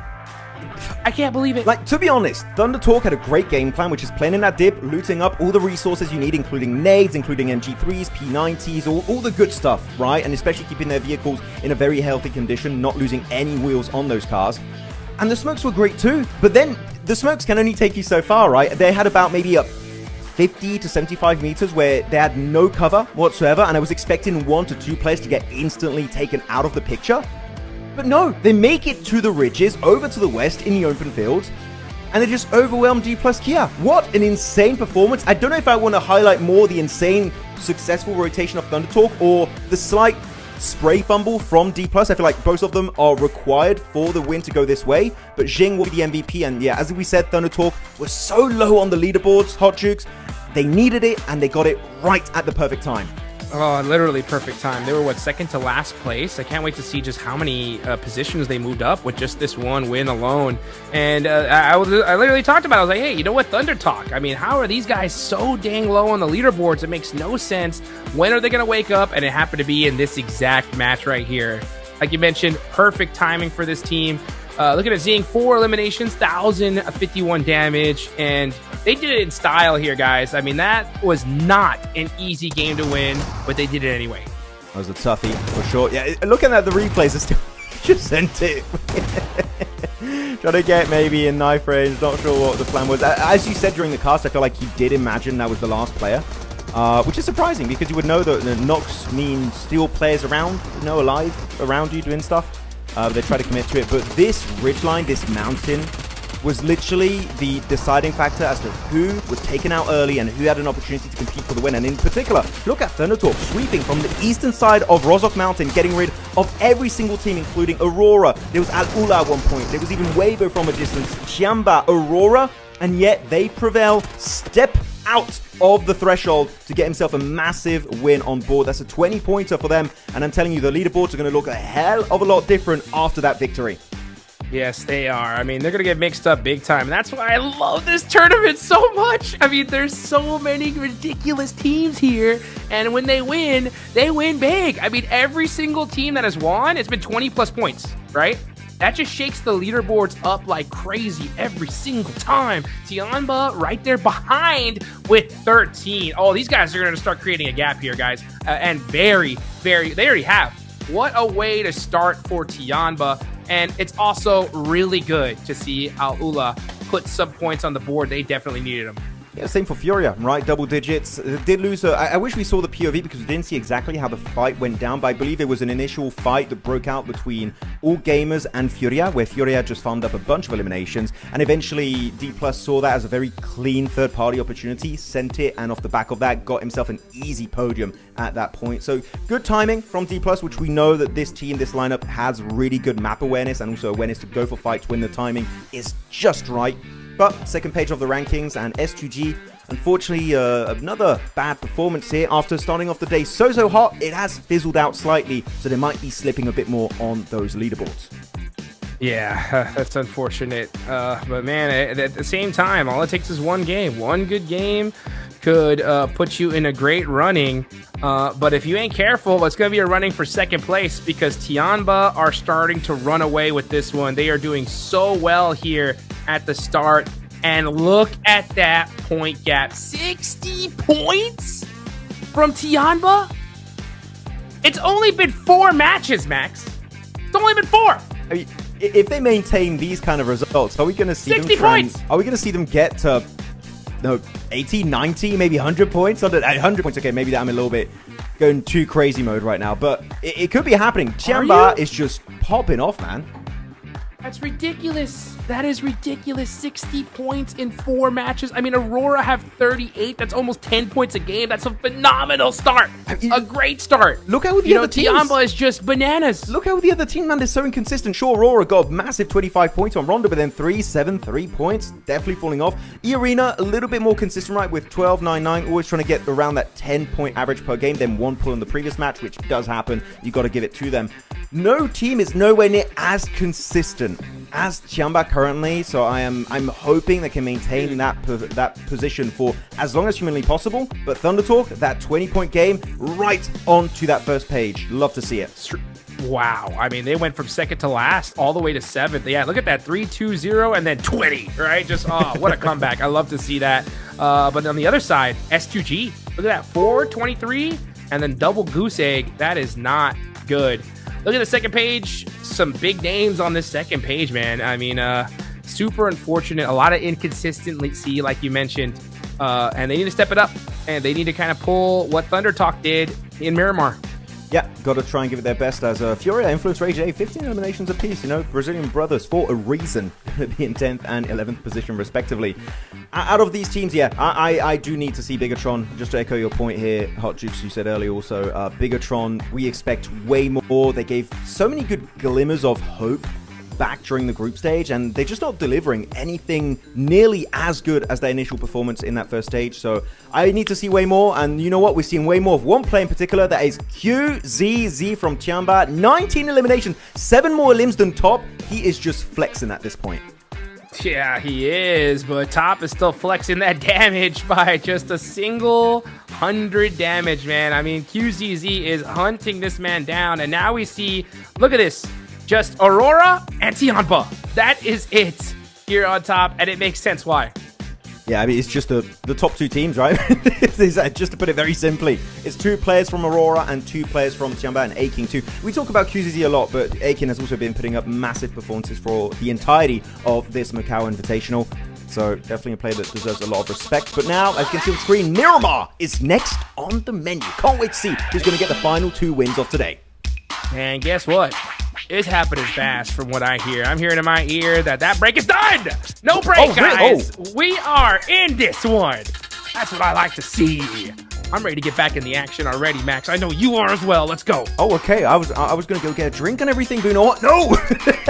I'll have to drink the tears of whichever team gets eliminated first, I suppose. No, it's going to be great. See, I mean, it's good for these teams in particular because you're feeling hot. Maybe you just don't want to break. You just want to get right back into the battlegrounds and trying to maybe maintain your momentum every single match. We're looking at the stage. Well, everyone's going to be ready.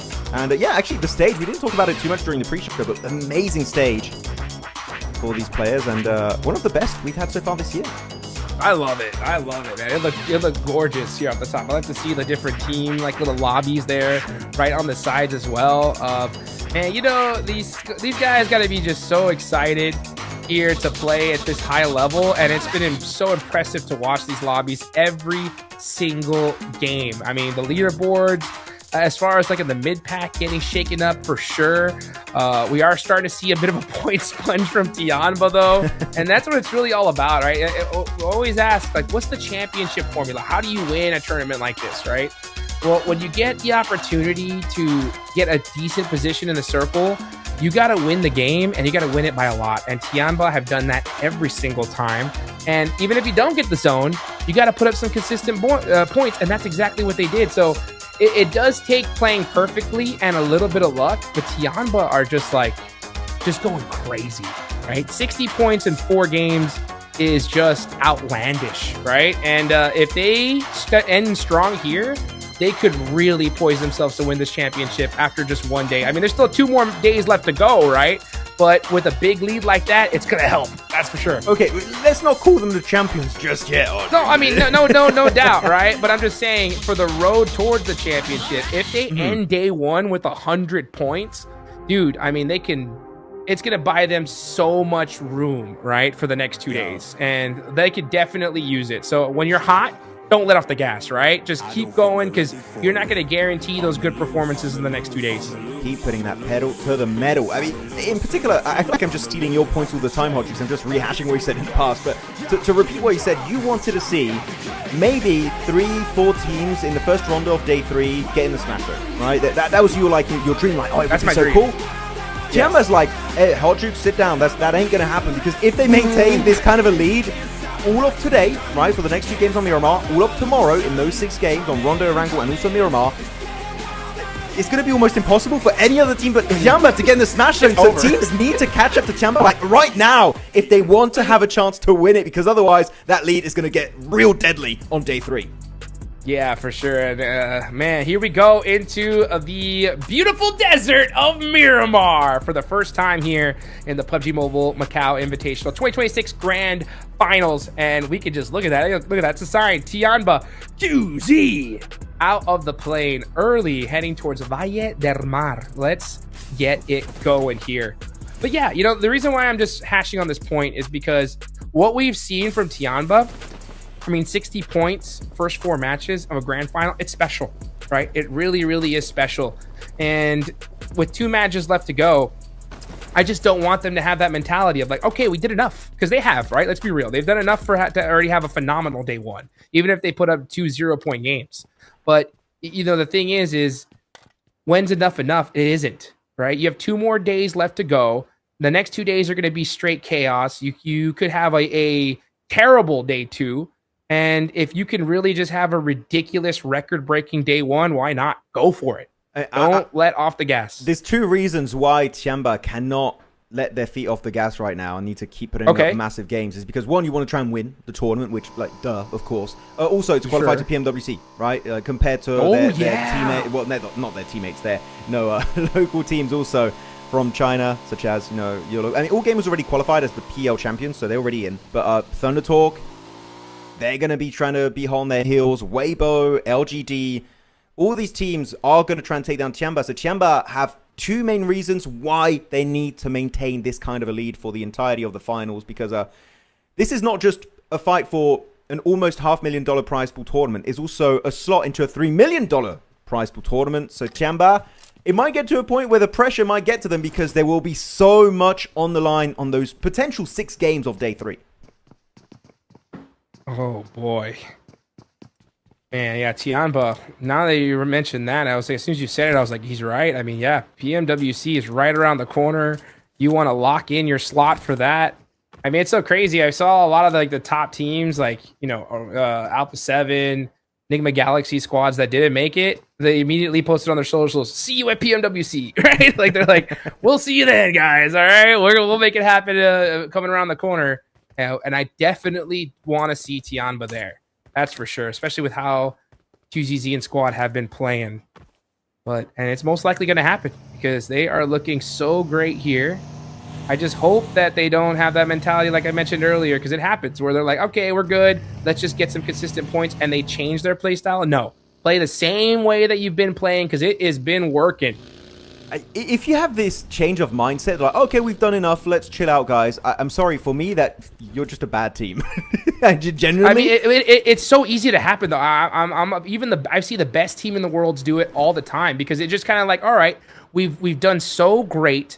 Let's just put some points on the board. All right, let's slow things down a little bit, and just that little shift is enough. Okay. To put a gear, just a wrench in the gear. That's why I wanted them to just think, okay, I don't care what we've done. Let's just play the same because it's been working. And if they can do that again, go crazy. Yeah. So it's not like intentional, like let's start playing a bit more. Exactly. It's just like the mindset shifts very slightly and then the team starts to do minor mistakes that in a lobby of this caliber, for example, is going to get punished very swiftly.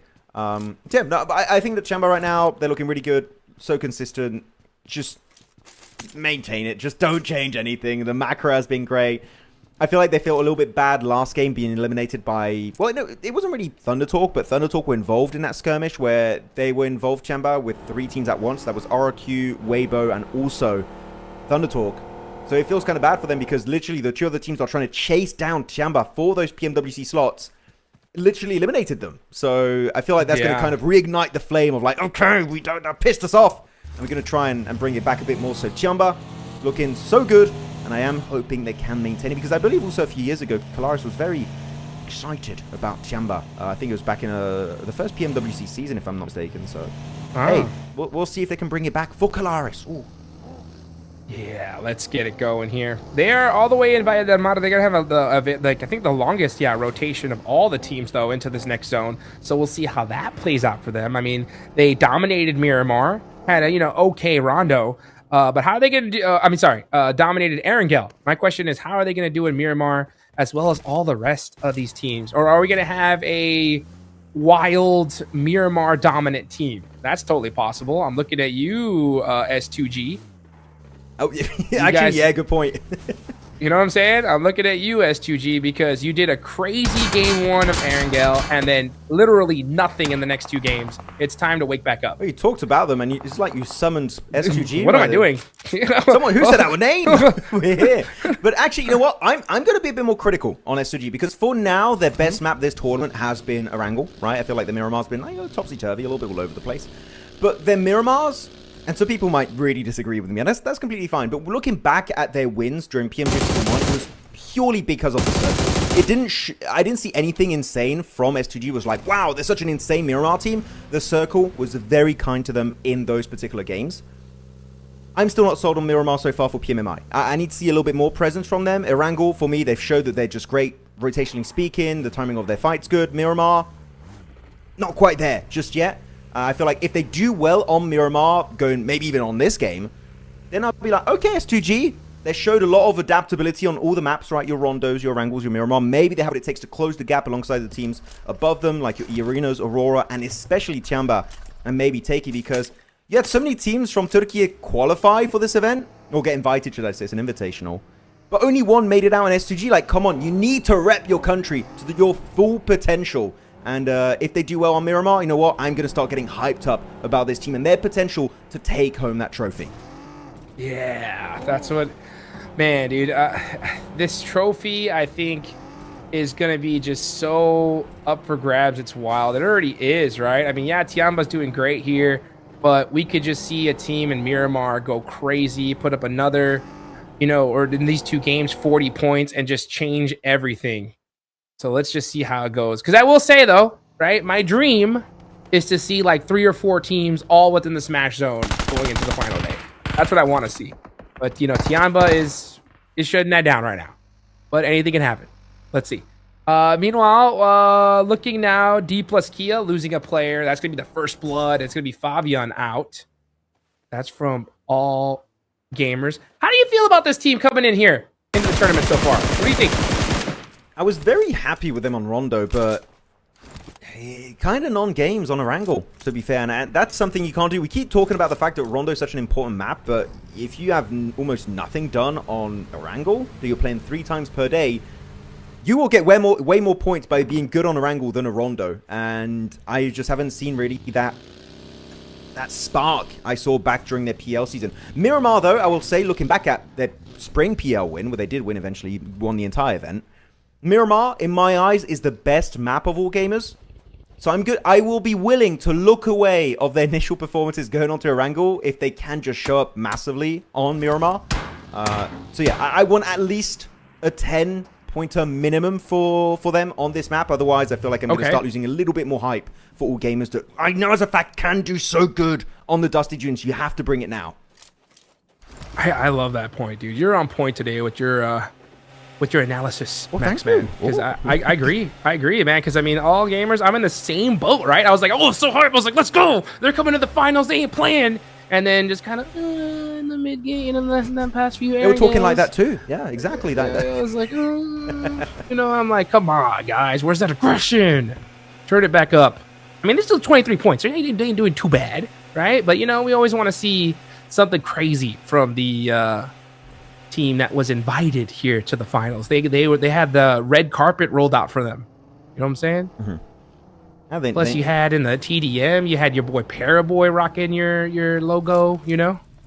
Yeah, you need to show why you were an invited team. Which, as of right now, only on Rondo that was the case. Otherwise, it was just not as expected. They've been slipping, right? They've been on the top 3 at the very start of them, and just kind of falling out from contention in top 8. Though, looking at a fight that's happening on the leaderboards, our lobby leaders of TIANBA looking to extend the lead, but not quite. As Nopeko just snatching away that one elimination point. That's going to be unfortunate if you are a TIANBA fan. Because now with their vehicle smoking up, I would say get out of that car, getting maybe in the car of your teammate aching. But no, he's going to commit to it. They've got decent, actually, amount of terrain to work with in the circle. So not too bad. They're comfortably next to truck stop, which is slightly down south on that circle, but still playable for the time being. So TIANBA, they just didn't want to commit and waste an opportunity to get that elimination, and they don't want to lose a player for it. So like, okay, Arky, you want it, you take it. At least we remain as a 4-man team, which is respectable. Yeah, I like that. You know what I'm saying?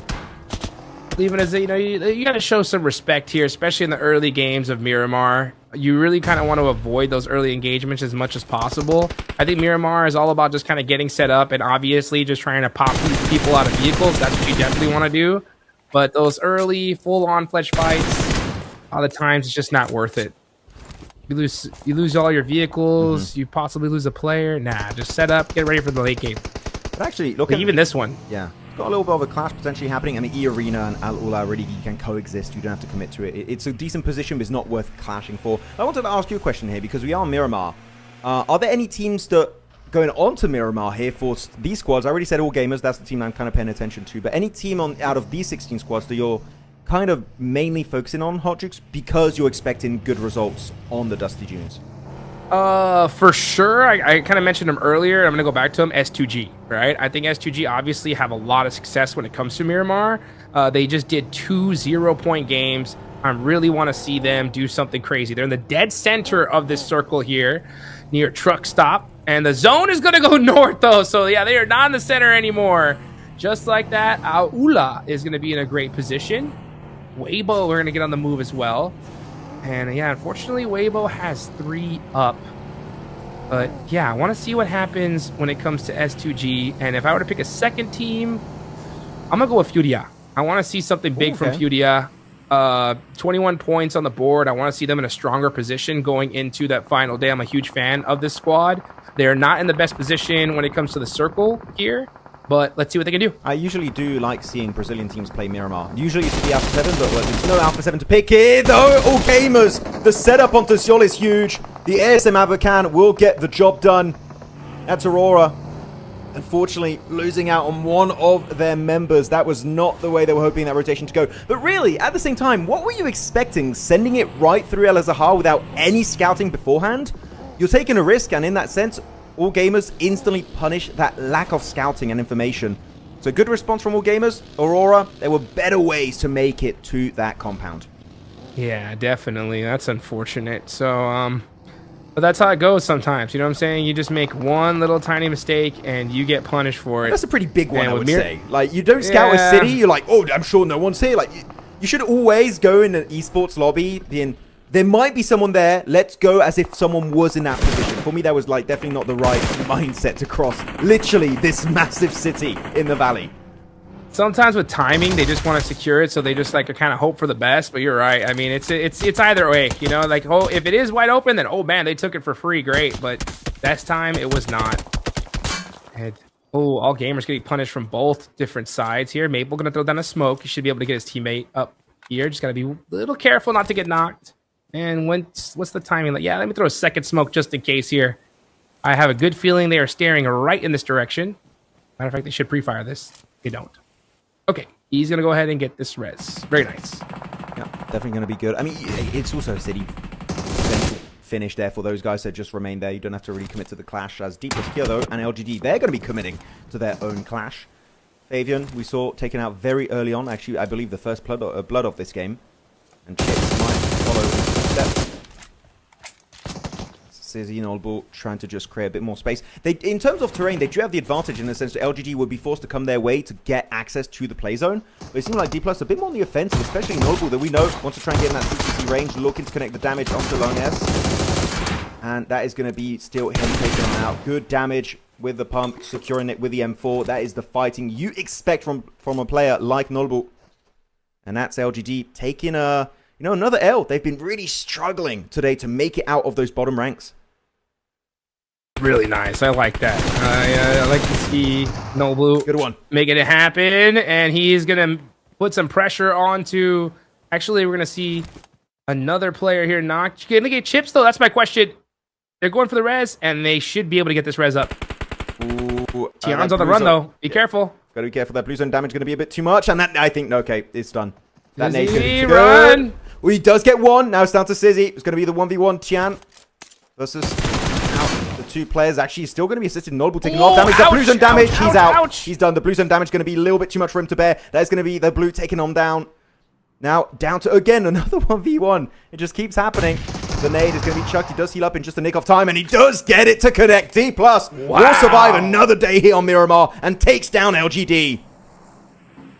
LGD, just really unfortunate day. Let's take a look at this replay though. Hyunbin,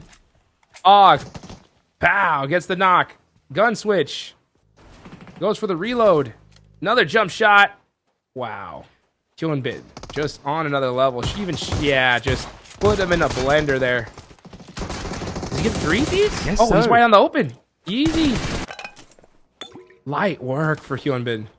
Now, that is why I picked him as my MVP prediction.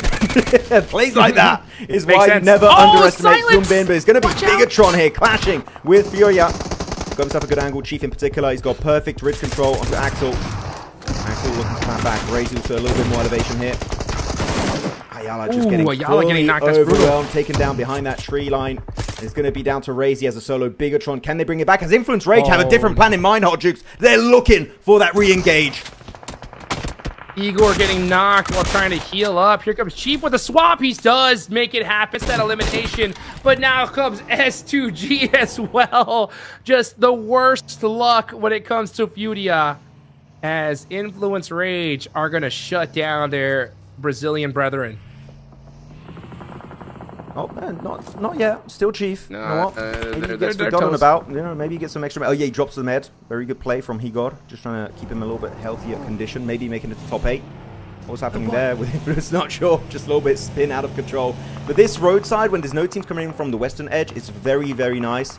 No backstab. Can just play the terrain to its full potential. Though, got to be careful because STG will be looking to contest it away. Again, a lot of purple players here on the minimap. I'm kind of confused who's who, but S2G getting slowly into nade range. Little boy trying to create that space for himself. All gamers put some shots in the RQ in the feed. They're making it happen in another area here. Aurora down to 3, are dead center of this next circle, looking dangerous. Let's see what happens. Yeah, we got all the purple squads on the bottom left of the map here. Very close together. Does look like S2G is going to leave Influence Rage alone, though. And S2G's, yeah, going to take the south side here. So they're going to be set up for this next match. Quite a few teams out here in Stage 4. So that's going to give squads a whole lot of room. We're going to probably see a lot of silence for the next 5 minutes or so. Well, I don't know about the next 5 minutes. I feel like Phase 5 is going to be quite deadly, depending on the shift.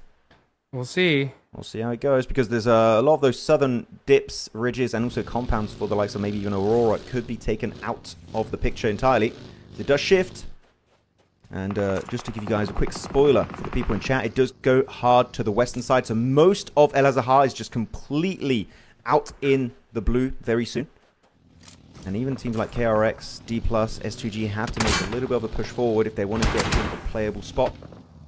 FURIA, Chief, the last player from Brazil for this one on that team. Alive. He's got himself a decent hiding spot. You know what? Hiding between the two wheels of the buggy is always a good way to do it. And that could keep him actually decently healthy this game and to get a few cheeky placement points here and there. That's what it's all about. That was a really tough push from Chief, by the way. He was all the way on the zone. Oh, no, not my tires. How about a bush? For the right. Yeah, how about not? How about just let's leave? Yeah. Ah, the sweet rock. Can't go wrong.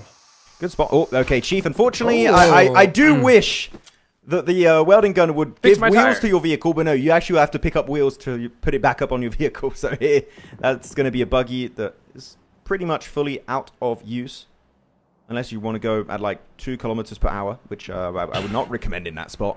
But yeah, dead center, I would say just try and play hidden as much as possible, remain undetected, let all the other teams fight, eliminate each other, and then you might get something somewhat of value. Which they would need, right? 11th position, they've been slipping, especially after Influence Rage won that previous fight. D+K also eliminating LGD means they do jump up from the bottom ranks up into 9th. So FURIA, this might be the game that actually starts to create a bit of a lead in the middle pack, and FURIA is going to really struggle to just get out of the depth of those rankings. Yeah. Especially with only one player up. Yeah, Chief just going to have to try to steal some points here, do whatever he can. But Stage 5, look quiet here. Little quiet. It's because a lot of those teams went out early. That just opens up so much real estate for these teams to move, and they really don't got to.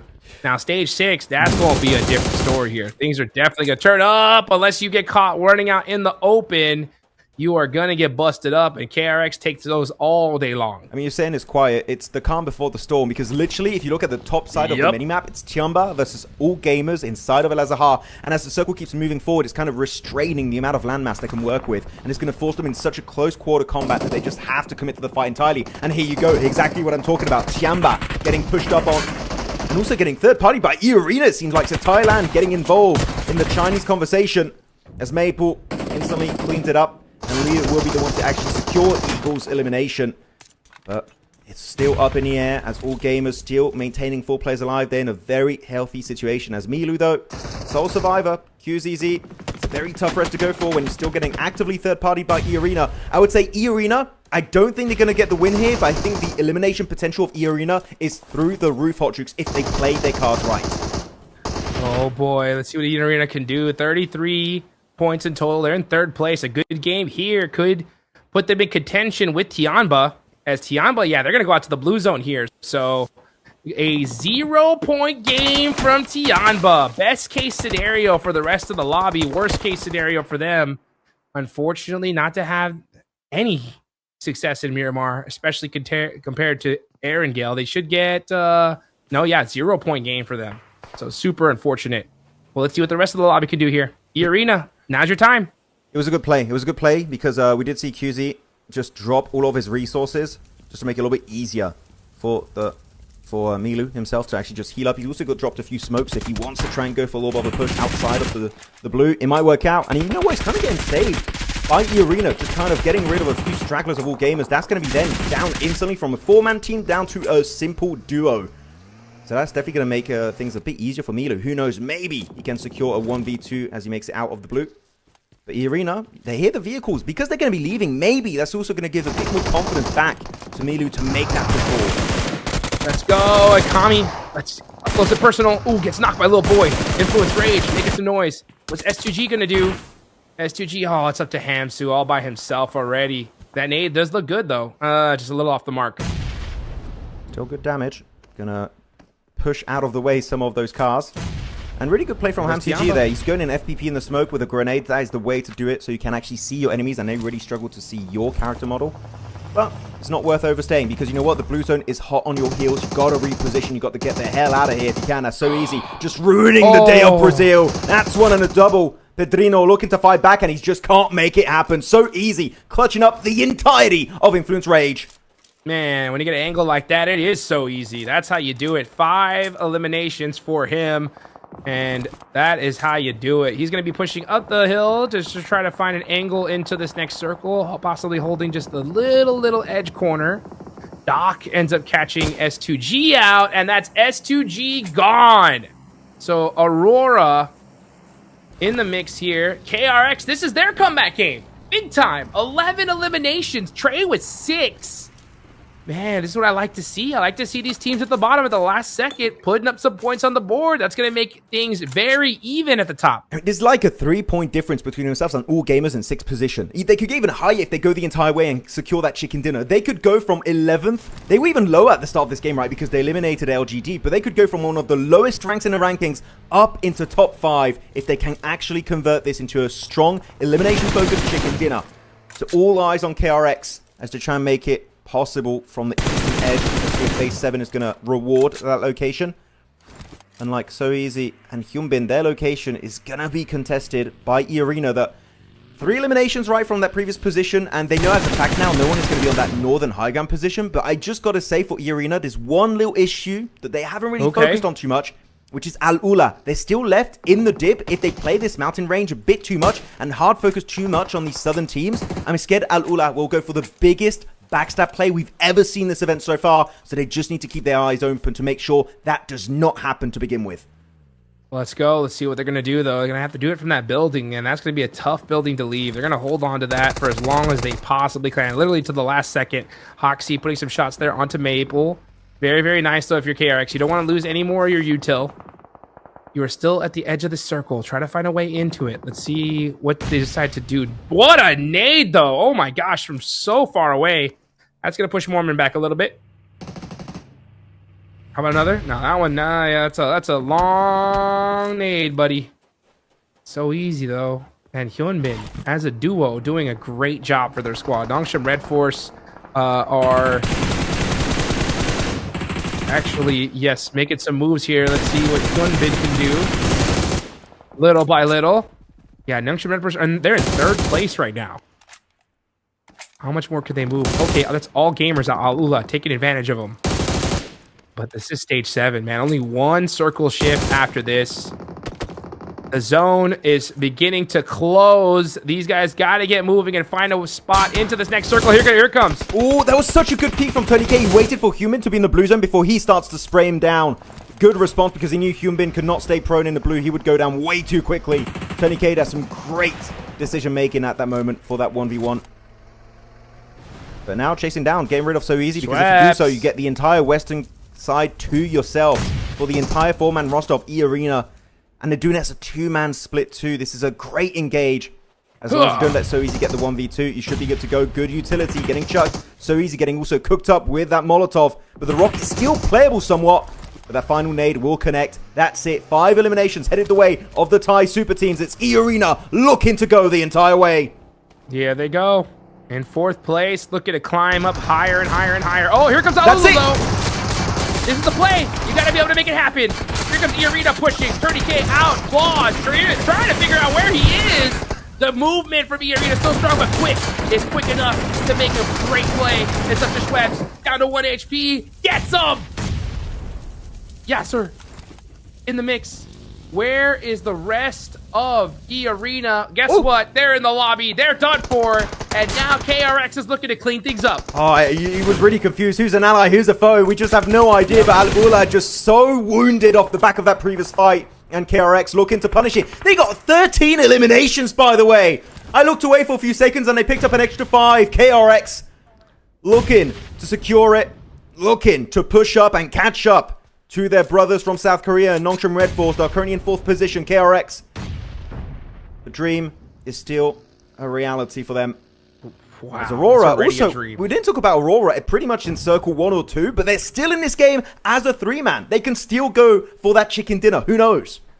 They could get it. They could get it and catch up to TIANBA. But man, KRX is looking to catch up to all the top people in the lobby here. This is their game, right? We're talking about how all it takes is one good chicken dinner from the bottom, and you can move yourself all the way up to the top. It's still early enough to do so, and KRX are doing it right on time here.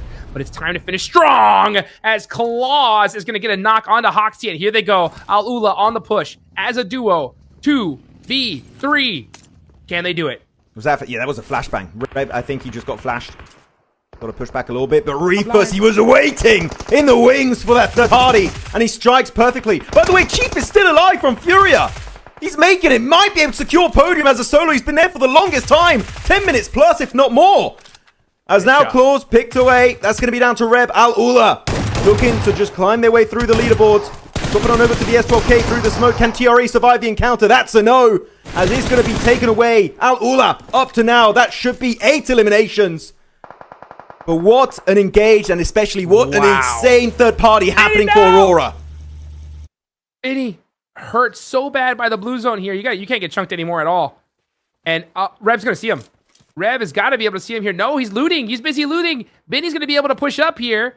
But KRX devastated by the duo of AURORA and Reb on a mission here. But KRX still 15 eliminations. What a game from them. But because of that one play alone, that could have just handed the chicken dinner on over to AURORA. Chief has got grenades too. That could be such a nice way for him to find an elimination without giving his location away. Let's go, Chief. Oh, he's not really hugging the vehicle that much. I'm scared Doc might see his feet there. Watch your toes. Watch your toes. Watch your toes. I think they're just not looking at the buggy. Really, they're looking at the ridge line. They're looking for Benny. He's there. They're looking for Benny and Reb right now. But I feel like they would have cleared it if they were even just suspecting a player would be there. They would have already naded it earlier. Look, one Molotov for top, one Molotov. Chief is dead. Yeah. He hasn't used it, but he will use it now. You know? Nice. Now do they see him? Okay, yeah. Okay, they saw him. He moved his toes. Had to. Oh, wait. Maybe not. Whoa! That's Doc down. Oh, boy. No way, Chief. Nice return knock, though. He's got the nade. Wait, if they try and go for the res on Doc, he could get a 1v2. Oh, he's going to deny. He's going to deny. It's just Chief. Let's go. Chief securing at least a second place here. They're going to know. Can he sneak something, though? Can he sneak something? Top has no idea. They have no idea he's behind this buggy. You got 4 nades. No clue. Use it. Use the nade. You literally get a knock on top. It's down to a 1v1. Oh, Flushes Doc. Goes straight onto the other player, but it just doesn't work out. AURORA securing their second chicken dinner of the day. But FURIA got way too close for comfort. Oh, boy. FURIA just saying, you know what? Let me just get that elimination point. Let's get this over with. AURORA win the game, though. It looks like KRX had it in the bag, but AURORA shut that dream down. But that game, that's going to put AURORA that much closer to the side of TIANBA, especially considering that TIANBA they put up 0 points in this game. So their first game of having such a low amount of points, but so far so good, considering that they popped off in the first 4 matches. What a catch-up from AURORA. My blood pressure is through the roof after that kind of a finish. I was like, there's no way. Chief, can he make it happen? But no, AURORA does shut it down. And really good play plan from them. Aurora showing that here they are willing to be passive when the time demands for it. And in this case, they were in a very strong compound in a very slight dip / valley kind of area and just went for all the teams to take the fight. And they just go for a cheeky third party at the very end of it. So love to see it. I think a player just changed it. It was like, whoa, they just teleported. What happened? But MVP of the game is going to be Doc himself with those 2 eliminations and 320 damage. It's a low elimination and damage-oriented chicken dinner, which makes sense with their position, as I just stated. But sometimes a chicken dinner is a chicken dinner, Hot Jukes. Even with the low eliminations, it will still allow you to catch up to TIANBA that, as you said, did get a 0-point game on the Miramar. Yeah, that's super unfortunate for TIANBA because like I was saying, they had such a strong lead, you know, and if they just continued to play their game, put up some serious points, could have gone crazy. But instead, putting up a 0-point game just kind of opens the door for teams to catch up to you. And we definitely saw some teams do that. That's for sure. KRX are going to be jumping up the leaderboards big time. FURIA, man, just getting so unlucky here. Influence Rage coming on in and taking them out after they hit that nice play onto BTR. But that's the first Miramar of the day. Anything stand out to you, Max? Anything that we haven't talked about? Just surprised that Aurora still went through El Azahar. You know what? They still get the win, but it was kind of a crazy rotate. But no, I'm happy with the likes of Nongshim Red Force, even though they do not get the win. I think that's just a good sweeping motion from the Western Edge, trying to eliminate as many players as possible. So still very happy knowing they were in top 3, just trying to maintain a position up there. So definitely happy about the play. Though, Al-Ula, this got a bit messy. You could see the POV of some of the players. They were just looking like, who's an enemy, who's an ally, what's going on? They got very confused. I wish that would be kind of ironed out, because if it was just a little bit smooth on the execution, chances are, Hot Jukes, they don't lose a single player, maybe even just one player, and then they instantly can send it onto KRX. I think it could have been an Al-Ula win, but there was just a bit too much confusion, and they just lost control at that very moment. Yeah, that's how it goes. You know, it's really unfortunate for them. Aurora end up winning this game. Yeah, slow eliminations 3, but you'll take those placement points all day long, especially those chicken dinners, because when it comes to ties, those chicken dinners really come into play. So no matter how you get one, you gotta be stoked. So 13 points on the board. It is going to be KRX, though, on top when it comes to total points, and that is 20. I'll tell you what, the first place team, every single game so far here, Max, 20 points minimum. And that's what it's all about. That's it. That's what you want to see when you get yourself those wins. Well, you know what? It's not really a win for KRX because they didn't get the chicken dinner. That was secured by Aurora. But no, it is still insane to see that they got themselves 15 eliminations. So many great fights from them. And really, I'm intrigued to see how high the South Korean teams are going to be on the rankings, because Nongshim Red Force were looking really good. Now KRX after this are going to be looking very present towards the very top echelon of the leaderboards. The one that's really lackluster so far has been D+, which is a bit of a feels bad, man, as... Oh, okay, second page. It's literally all Indonesia, China, and just one team. Well, the only team from Turkey. It's not blood, it's just their flags. But it feels like a lot of blood has been spilled on that game. That's a lot of red. Yeah. Oh my goodness. Unreal. And they're in the red. I'll tell you what, when it comes to the leaderboards, as we look at the leaderboards, TIANBA, first place still 60 points, even though they put up a 0-point game. Aurora getting closer, though, with 51. A little bit of a point gap, obviously, between second and on down to third. But, you know, third is pretty close to the rest of the lobby here so far. E-Arena with 39.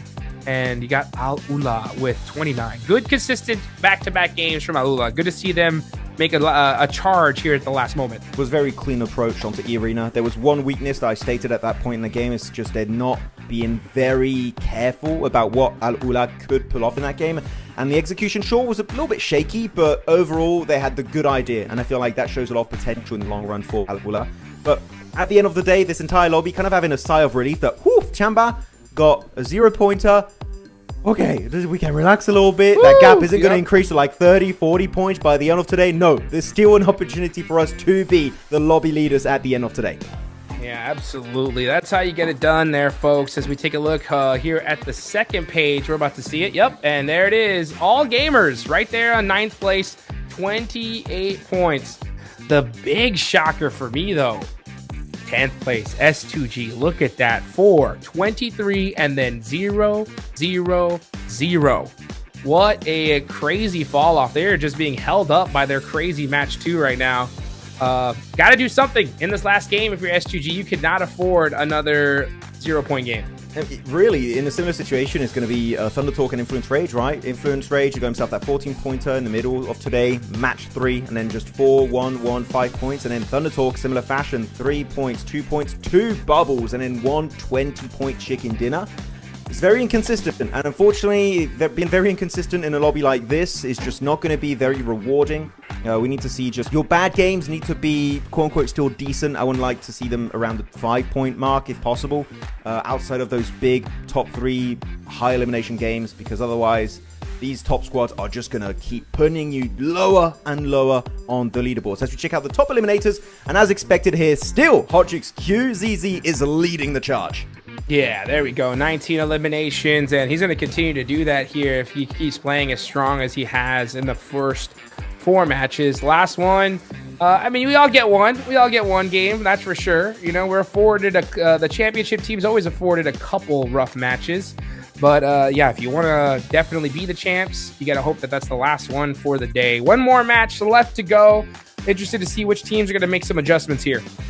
Yeah, I'm really curious, especially I want to see D plus Kia. They're the team that I've been the most disappointed with so far, so come on D plus Kia. We need to see something of value on match 6, as overall the top damage dealer is going to be Top. Not QZZ in number 1, no, it's going to be a different one. Good to see Top up there. Of course, that's mainly because he does play with the DMR, which does reward you with a lot more elimination, not eliminations, damage, compared to maybe a more oppressive setup of shotgun or SMG with your main AR. So it does make sense that Top is up there in terms of overall damage. Followed up by then, yeah, QZZ, Joker, and Loranzin. The Influence Rage, it's good to see you up here on this graphic, but I want to see you guys higher up on the leaderboards. Come on. Yeah, let's go. Let's all see that come up as we have a very, very short break, guys. We'll be right back in just a moment.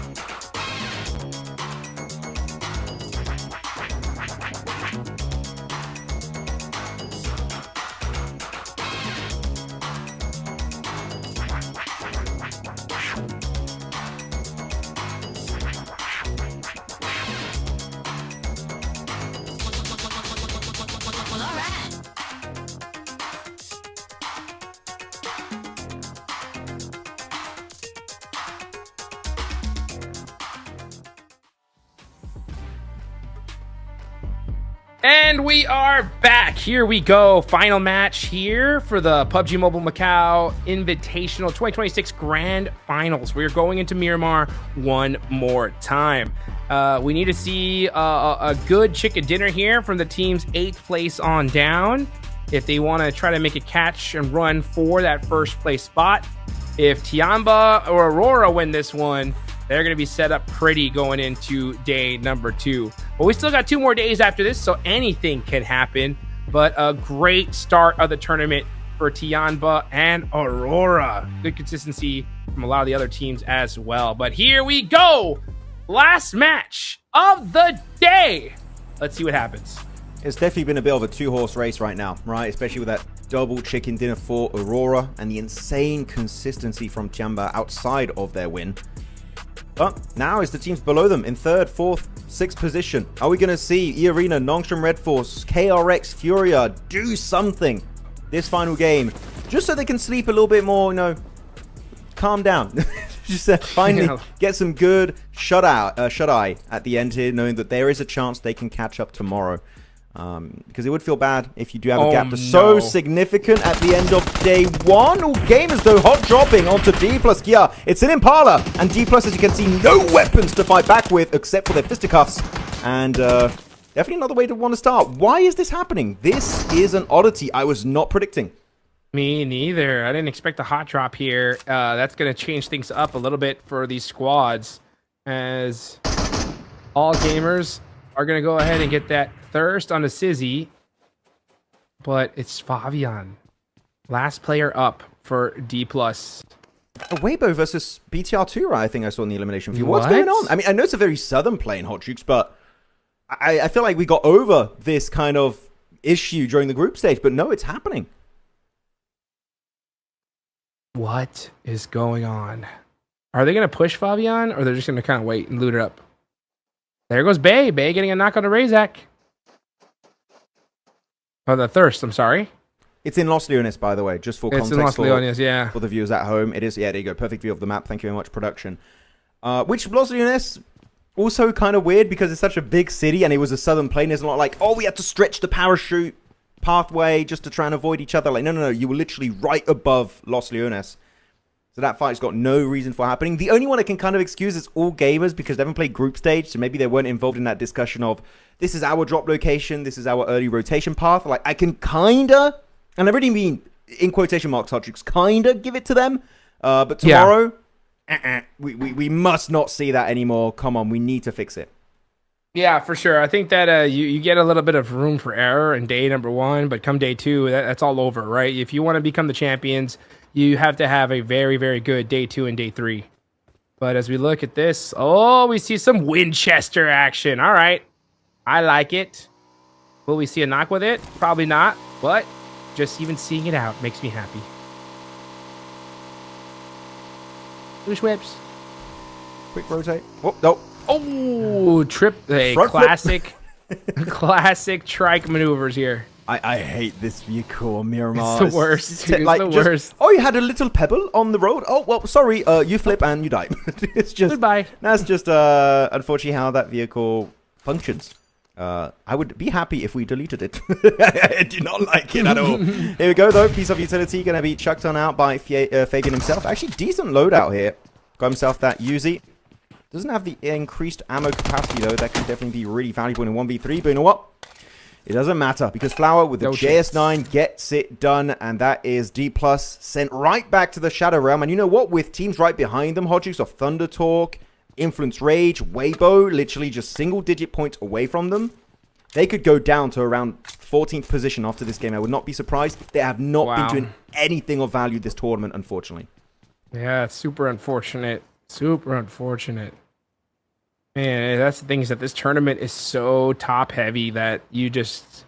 A couple bad games and you're going to be in big... Weibo still, to wake things up as well. Weibo at 14 in place, and these are your previous champ. BTR right below them, 3 players up. Man, it is just a wild thing to see. But, I think with a good chicken dinner from any of these guys at the bottom here and now, I mean, that'll easily put them into that top 5 position. And which team would you like to see secure a win at this point? Like, I kind of want to see Weibo, to be honest. Weibo? Oh, okay. No, that's fair. I would have to agree. I feel like Weibo would be a good one. I want to see genuinely Bigatron. I agree. I mean, that's a great one as well. I mean, this could be tough with a 3-man, but yeah, that would be awesome to see Bigatron pop off because I don't want to see the same thing we saw in 1, right? I mean, group stage, they go crazy, and then come time, just gone. Yeah, it's just very unfortunate to see BTR just, especially with the lineup as experienced as theirs. So good. It's so good. Yeah, it's such a good lineup, especially Federalis, man. Like, this guy was our MVP last year during the Hong Kong Invitational. So, where's that level of dominance? Unfortunately, it's just not been really peeking its head over the ridge for this event, especially in the grand finals. We did see some, like, small moments of dominance back in the group stage, but otherwise here, it's just been a little bit of a downwards trend from BTR. But actually, one interesting factor, I don't know if you saw the news recently, Zeta is joining Bigatron. He was just announced as the newest addition from Voin, and he was the MVP recently in what's it called? PMPL Indonesia. There you go, I'm always confused with the tournament names. It's like PMCOs, PMNCs, PMPLs. You never know what it's called nowadays. But yeah, they got Zeta on the team. So I feel like now they are also trying to prepare how their team synergy might be for the upcoming PMWC. Who knows? But that might be the solution to all their problems they've had today.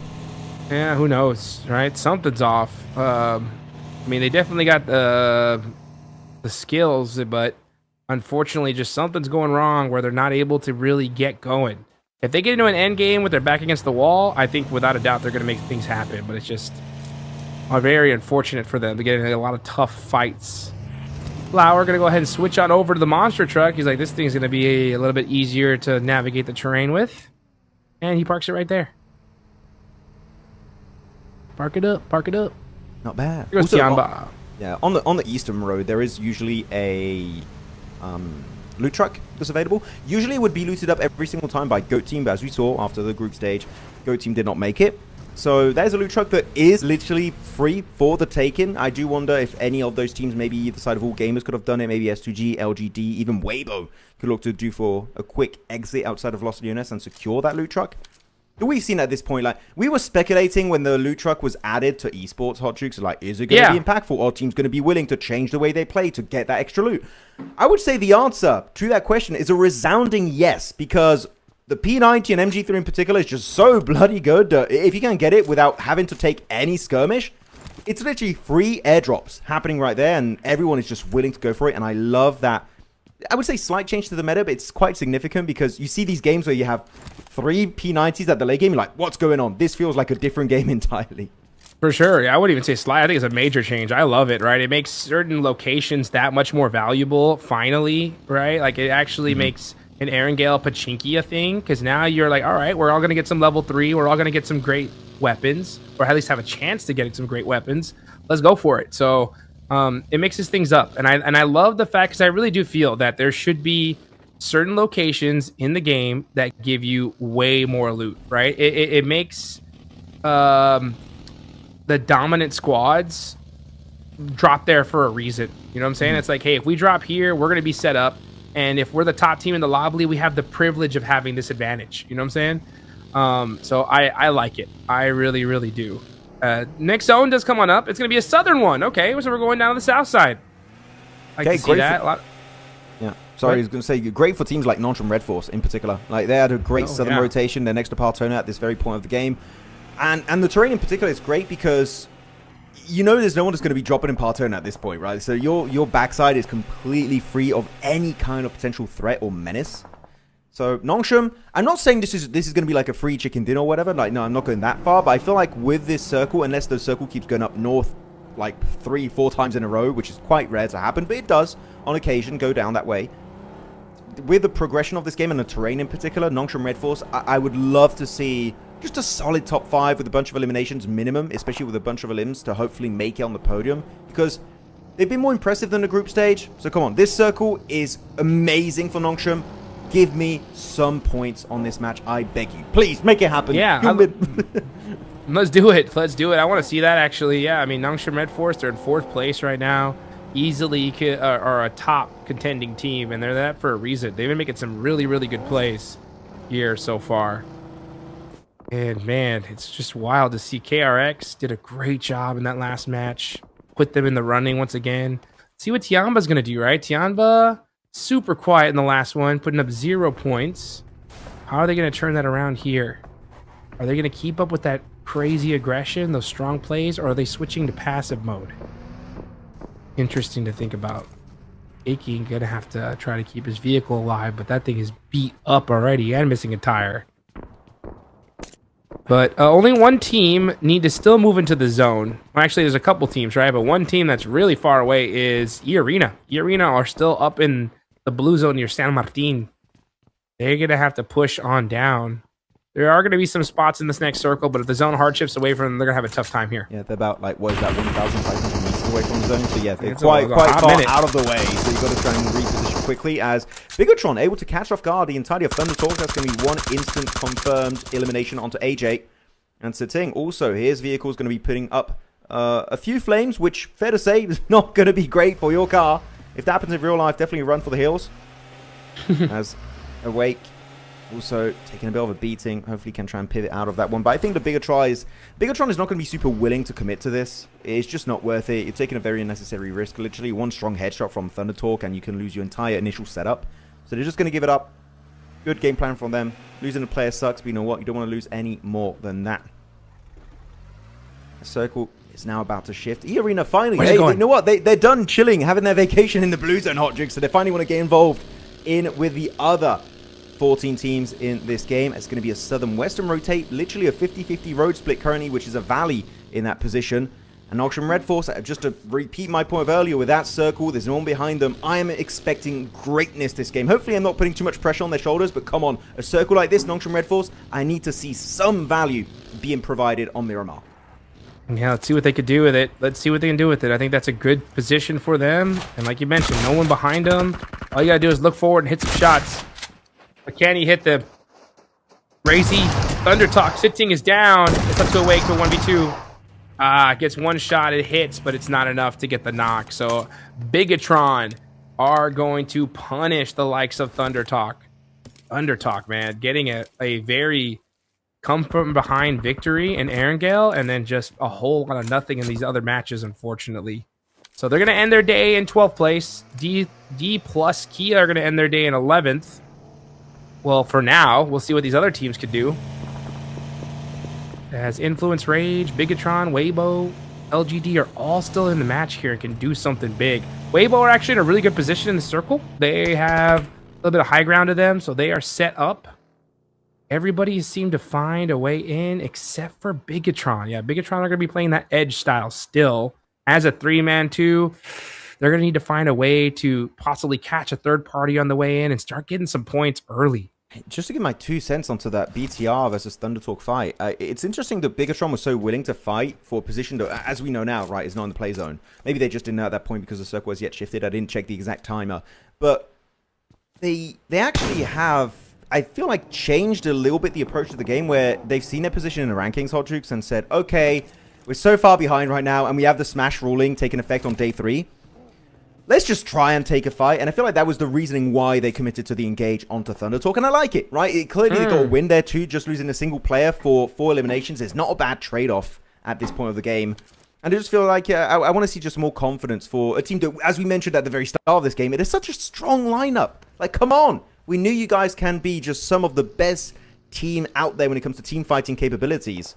We just need to see a bit more willingness to fight. And Sonke pulling a Furia, putting a Chief, trying to hide between the 2 wheels of the buggy.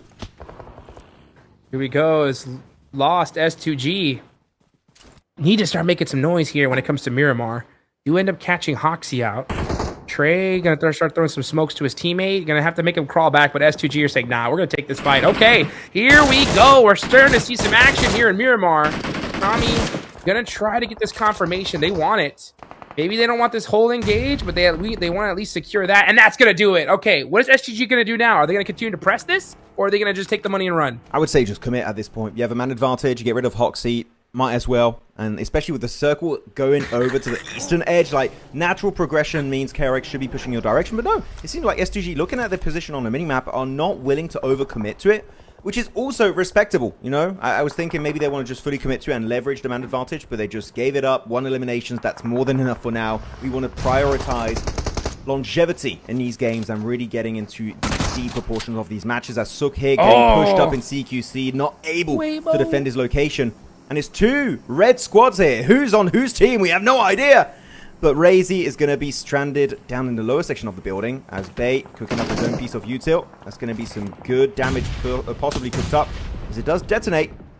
And Axel does find Suki, but TIANBA, this is an amazing third party. After that 0 point to last game, Hot Jukes, they want to get some points back on board and maybe take down everyone from Bigatron and Weibo. All the red squads, they're going to be hunting him down. Razy! Oh, I thought he had an angle there. Unfortunately not. I don't know. It's red on red here. Let's see what the rest of these teams can do. That is his teammate. Yeah, you got Weibo on the other side. It got me too. It's there. fine. Yeah. Let's see what happens, though, between this fight. Oh, okay. TIANBA really slowed down. I feel like they were just going to go full aggro. But yeah, as you're saying here, they did slow down significantly. Just willing to share, I guess. Maybe just waiting for the fight to continue a little bit deeper. But the interesting point about this compound in particular is got 3 main buildings. One to the east, which is held so far by BTR. A northern one, which is a longhouse held by WBG. And then TIANBA's got this, like, stable, I guess you could call it, right? So that's going to be the setup. And I feel like there's a bit of an issue here, which it's a Cold War situation where if a fight breaks out between any 2 teams, the other squad is going to third party you. So they just have this kind of non-verbal agreement of, let's just not fight.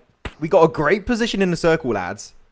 let's just work together. Normally, it's a 2-team symbiotic relationship, but now a 3-team symbiotic relationship in a position like this, that is rare, but it is happening here in PMMI because this event is just so crazy. Ooh. It is so crazy, man. We're seeing just some wild jumps in the leaderboards. We got the 2 top teams performing extremely well, putting up more than 10 points a match on average. And now you got Weibo, one of the teams that we wanted to see kind of clutch up a win here. It doesn't look like that's going to happen. Kind of in the same boat for Bigatron. They do have 3 players up, though, so there's still a chance. And they are in the center of the zone, but TIANBA is right there. Hey, this is honestly good, to be honest. I like this. It's dead center of the circle. All 3 of you guys, y'all are now officially like a 12-man team. Y'all just look in every other direction, and then if the zone just keeps going here, don't move a muscle, and then see who comes out in first place once all the chaos is over. How many players are in that compound? I need to count.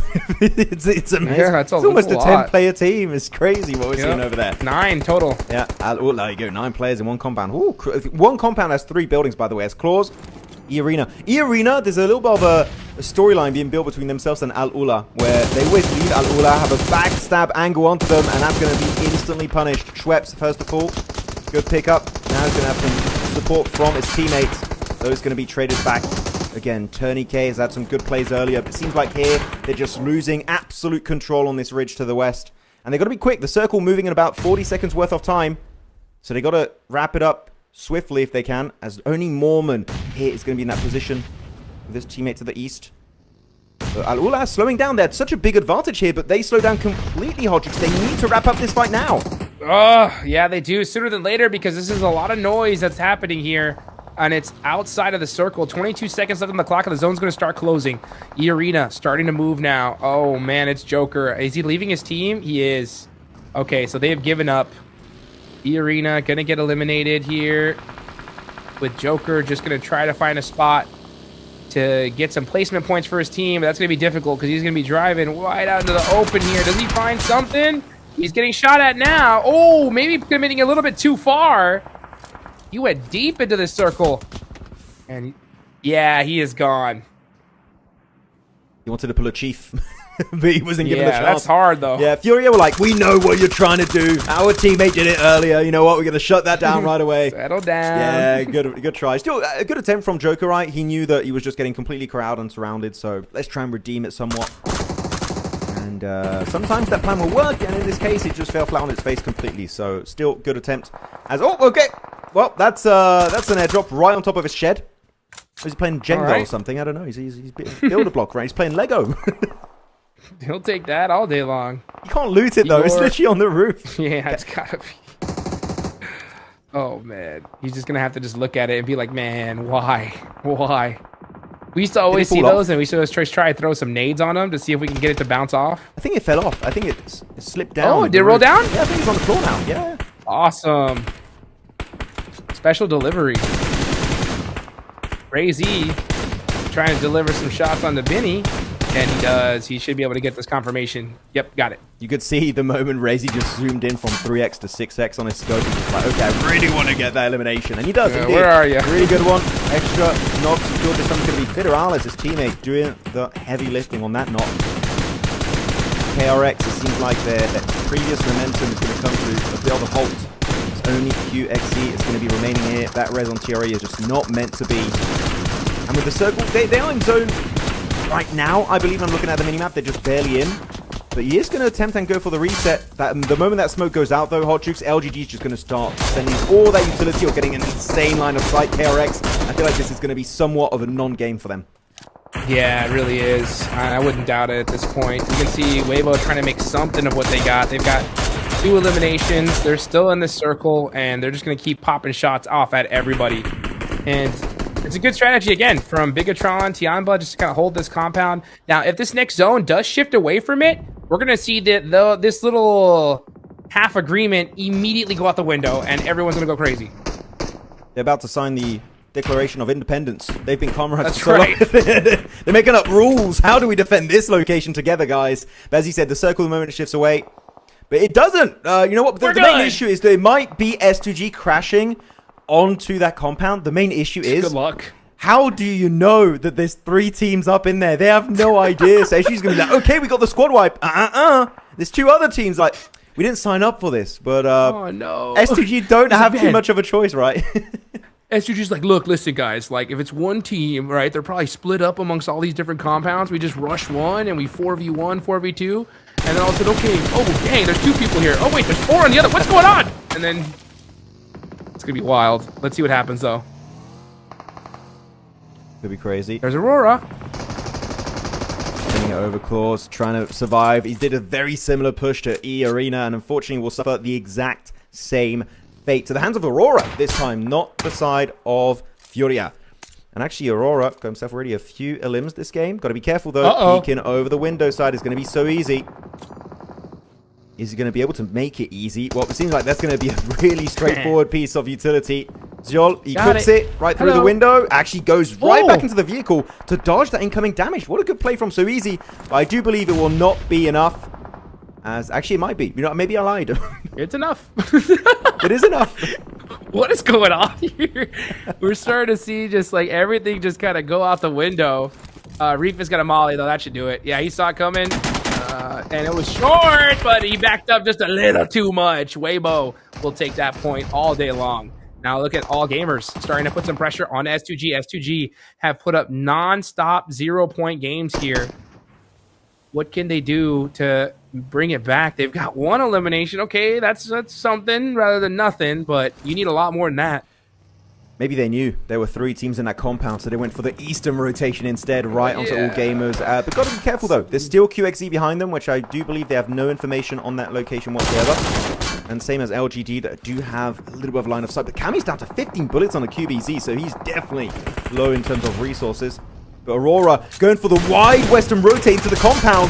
They're getting very desperate for that position, but TIANBA is ready to defend it.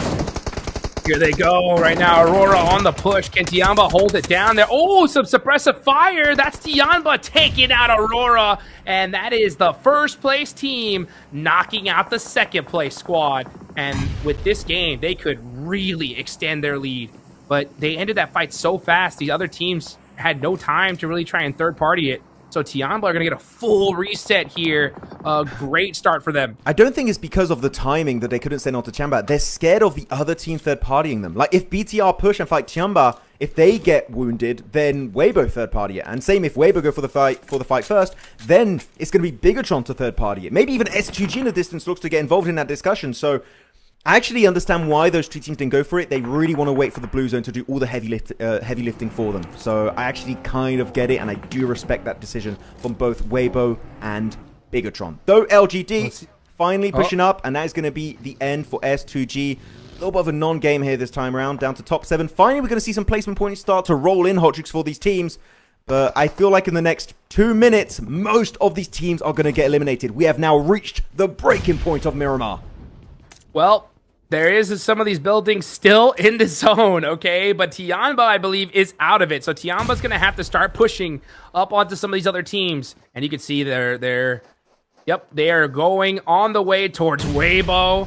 BTR is applying some nades, though, to disrupt them. And that's exactly what they did with that knock on the Eagle. Yep, throw all the util at this point if you're BTR. Make something happen. This is a little bit early, though. They could wait a second. Just wait a second. Wait for the zone to start pushing, then throw it. Yeah, I feel like they're getting a little bit desperate with that utility. Just wait. As you said, Hodgix, just wait. Because literally the circle is forcing TIANBA to fight W Gaming. You just need to time it when the 2 teams are at their absolute weakest. When they're trying to lick their wounds, come back up as a full team. And that is when you strike, when the iron is hot. But this is a good smoke, actually. Really keeping 33Z fully hidden. Almost chucking a few extra flashbangs here to try and keep his location undetected. But TIANBA, they get the full reset, Hodgix. They're looking to join up into Longhouse. Weibo taking the 2v4 and BTR waiting for the fight to unfold. Uh-oh, Molotov comes on out. That's going to hurt Bay. Bay should be able to get a little bit of a med kit off here. And he does. Gets the first aid. Let's see what happens, though. TIANBA going to have to make a move. Is this in zone? I think it's right on the edge of it. That nade should do it. Nope, actually, just a little bit off the mark. And here they go. TIANBA pushing on in. Weibo doing their best to hold on, and they're doing a good job of it. As it's just up to Aking. No way. 1v1. And oh, just like that, he gets the finish, but he loses his squad. Here comes Bigatron to clear them out. And that is Bigatron on top. TIANBA and Weibo eliminated. I believe most of those eliminations were actually secured by Weibo because they got the last player. So GG well played, but Bigatron played it exactly as expected. Textbook in that spot, but RRQ going for their own push onto All Gamers. They do take the win, but now that dip extremely nadeable. So weak to that incoming utility. So you got to be careful here. Can RRQ actually just fully heal up from this encounter? That's going to be the big question that we're going to answer very soon. But FURIA, are they going to give them the time to pull off that comeback? That's going to be a bit tough as Federalis now pushing up to the ridgeline. That's a beautiful nade. The bounce is a bit too wide, and it is going to be dodging the damage. But RRQ, how are you guys still alive? I have no idea, Hodrix, but they're still here and kicking in this game. Holding it down. RRQ looking to make a comeback as they are the team most supposed to do so. 37 points on the board. Let's see what the rest of the teams can do, though, as Federalis gets knocked. Razy trying to make some moves here, trying to get some room for his teammates, throwing the smoke for the support, but he needs some of that util in those boxes. RRQ, meanwhile, in the center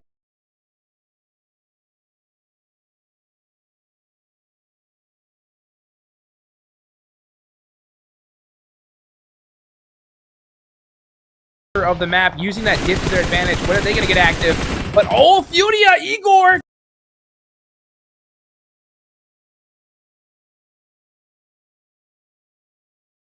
Gets some good angles and applies that pressure to RRQ. That's definitely going to slow him down.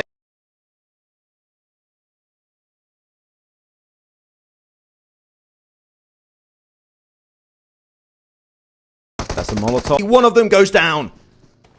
Now Bigatron have the advantage. Yeah, this nade should.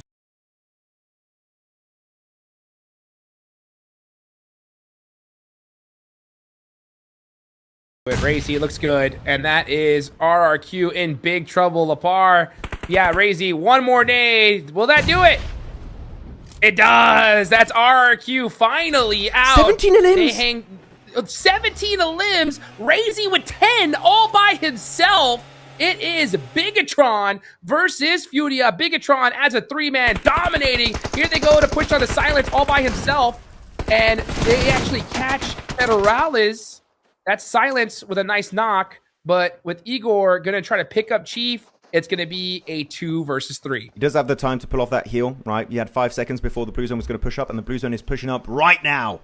So that clock is ticking. In the next few seconds, we'll see who's going to be taking the win. Will it be Indonesia or will it be Brazil in a 2v3 scenario as Axel has got that nade? A bit of a wide toss on that one. Not trying to really go for that shed. And you know what? Instantly, Axel, put down to his knees, is now down to a final 2v2. Can BTR climb back into this game and secure the chicken dinner, as that's Axel instantly confirmed and shut down from this game? He's blind. Oh, the blue zone's pushing. Chief trying to get to the vehicle. He does. So he gets to safety here. That is so huge. The blue zone, this is stage 9. It's going to go down to nothing. Igor got that smoke. That's so clutch! Chief catches Federalis on the angle. They did not know that he moved already. And just like that, FURIA have turned this into their advantage. This is their game to win. Oh, beautiful smoke road here. Just a 9 full vision for Razy. Able to actually go ahead and confirm that elimination onto Federalis. Razy now taking an absolute beating. Looking to heal up. He's out into the blue zone now, taking an extra bit of damage. Going into the vehicle. But it doesn't matter. FURIA out of nowhere, taking the final chicken dinner of the Macau Invitational Grand Finals, day number 1. And that's Brazil getting their must-needed chicken dinner. They had been pretty quietly lurking in the background, but now they finally roar their way towards the top. Great game there from FURIA. Wonderful game for Bigatron as well. That was one of the teams you wanted to see win it, Max, man, and they almost did. Regardless, a huge game for them. They're definitely going to move up the leaderboards. I'm pretty sure they're not going to be number 1 in terms of overall points, though. I believe that's Bigatron. They got, well, like 17 eliminations. I don't believe they got an extra one, so I don't think it went up to 18, but still, Bigatron, an absolute field day with this game, really. Just destroying every team they encountered. What a great, also, third party on the fight of Weibo versus TIANBA. They got just so many of those points at the very end, so I'm really happy. And looking at FURIA, again, congratulations on the win. But I do believe the conversation might be going for this team, Hodrix, of Chief telling them, you know what, it's definitely easier when you have a full team backing you up in the finishing moments. What a play. It really is. It really is, man. But hey, you got to give props to Bigatron to do all that work as a 3-man is crazy, right? Regardless, though, what a game. FURIA, Chief, 2 eliminations. They end up on top on this one. Brazil gets their first chicken dinner here for the grand finals. And they did it, right? They made it happen there towards the end. TIANBA put some points as well. This was just a wild day overall. It was, like, really so many unexpected turn of events that have been happening for so many of these teams. And teams at the bottom, like FURIA, as you said, I was hoping to see FURIA kind of step up out of the shadow, and they did it in a very flashy fashion. So I'm really stoked, and hopefully they can maintain that going into tomorrow's 6 matches. As we go over the highlights of this game, and great moment, but really the most interesting part of this game was this 3-squad household agreement kind of. I don't even know what to call it, because you just never see this kind of stuff happen really at this level of play. But yeah, TIANBA, BTR and Weibo working all together hand in hand to defend their location until the circle had something to say about it. But I would say you would not expect that to go down the way it did, but the mindset and the execution was very good from every one of those 3 teams. Yes, it was, man. What a way to end things out here towards the end. I mean, every single match has just been action-packed. And you can see FURIA end up being your winners with 14 points. Absolute cinema. He's doing the meme. He's doing it. Yeah, Look. he is. Absolute chicken dinner towards the end there. And even though it was a low elimination one, those placement points just come up so huge. But it's just so wild to see every single game here, right? On top, 20 points minimum. It has been wild, right? That just goes to show how insane these leaderboards are going to keep getting here as time goes on. Yep, Bigatron on top with 24 total. So they did get an extra elimination. I guess I didn't see at that point, but he did get himself from 18. 17 up to 18. You know what? I kind of wish they did go for that chicken dinner. That would have been a 30-point bomb. With the 10 placement points and 20 eliminations, the 2 they could have gone at the end onto FURIA. Oh, I wish, man. I wish we could have seen that happening. But you know what? It seems like FURIA had different plans in mind. Really good from all gamers, though, to see them get 11 eliminations. Same for RRQ. But TIANBA getting 7 points. Sure, it's not as big as their previous performances where it was like double digits all the time, it felt like. But they had such a big lead. Those 7 points are going to maintain that lead to be in a very healthy condition. So TIANBA doing exactly what they needed in that game, especially when you're getting actively third-partied by BTR as you're fighting Weibo. That was not an easy fight. Yeah, it definitely wasn't. Take a look at the second page here. KRX don't do anything in this game. And S2G, once again, man, had a great chicken dinner and just super quiet for the rest of the day. But, you know, we still got 2 more days to go. So anything can happen. I mean, yeah, we see some crazy leads now, but we could see easily a totally new team on top at the end of day 2. But let's look at the overall rankings for now. It's TIANBA, of course, with 67 points. What a phenomenal day from this team. Yeah, really happy about their overall performance, especially their first 4 matches. You kind of exclude the Rondo, right? But match 2, 3, and 4, just absolute bangers back to back from these guys. And QZZ in particular, right? I believe that he might still be number 1 in terms of overall eliminations because he's been putting up numbers the entirety of today, except for match 5. But we don't talk about match 5, okay? It doesn't exist. But Aurora, 53. I feel like there was a big question mark for them after the group stage, after winning the group stage, right? Hodgik says, are they going to start off day 1 of the finals by trolling a little bit? No, I would say this is a very serious Aurora, quite consistent throughout today. Well, consistent. You know what? Maybe not quite. I'm looking at their points as like 3, 7, 3, and then the 2 at the end. Not really what you want to see when it comes to consistency, but their 2 chicken dinners were pretty big, especially the Rondo. If they can replicate that on Rondo tomorrow, Hotchooks, first place is in the cards for Aurora Gaming. Yeah, I mean, I think it's first place is in the cards for so many of these teams because, I mean, none of them are wasting their time whenever they get the opportunity, right? TIANBA, obviously, are super set up for that. They just cannot afford to have a bad day. And it's so crazy because if they didn't have that 0-point game here, Max, these guys would have just been so dang set up. Looking on down the second page, though, it is wild to see, you know, Thunder Talk so far down, even though they have chicken dinner. Yeah, really. I mean, you look at the point differential between all their games, 20-point game on match 4 with that chicken dinner, so 10 elimination chicken dinner. And they got 25 points total. It's really, wild. We need Thunder Talk. We need to see, even, I'm not even talking about eliminations. I just need to see them get to the late game.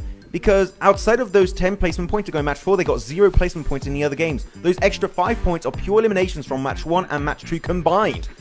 Thunder Talk, a massive fall off, right, for a team that was in 5th position back in a group stage. They've just completely changed up. It feels like a different team. And I can't even tell you exactly what's wrong, Hot Juice, about this squad, because outside of that win, we haven't really seen many of their rotations and fights because they just go out so damn early. Come on, we need to see a step up.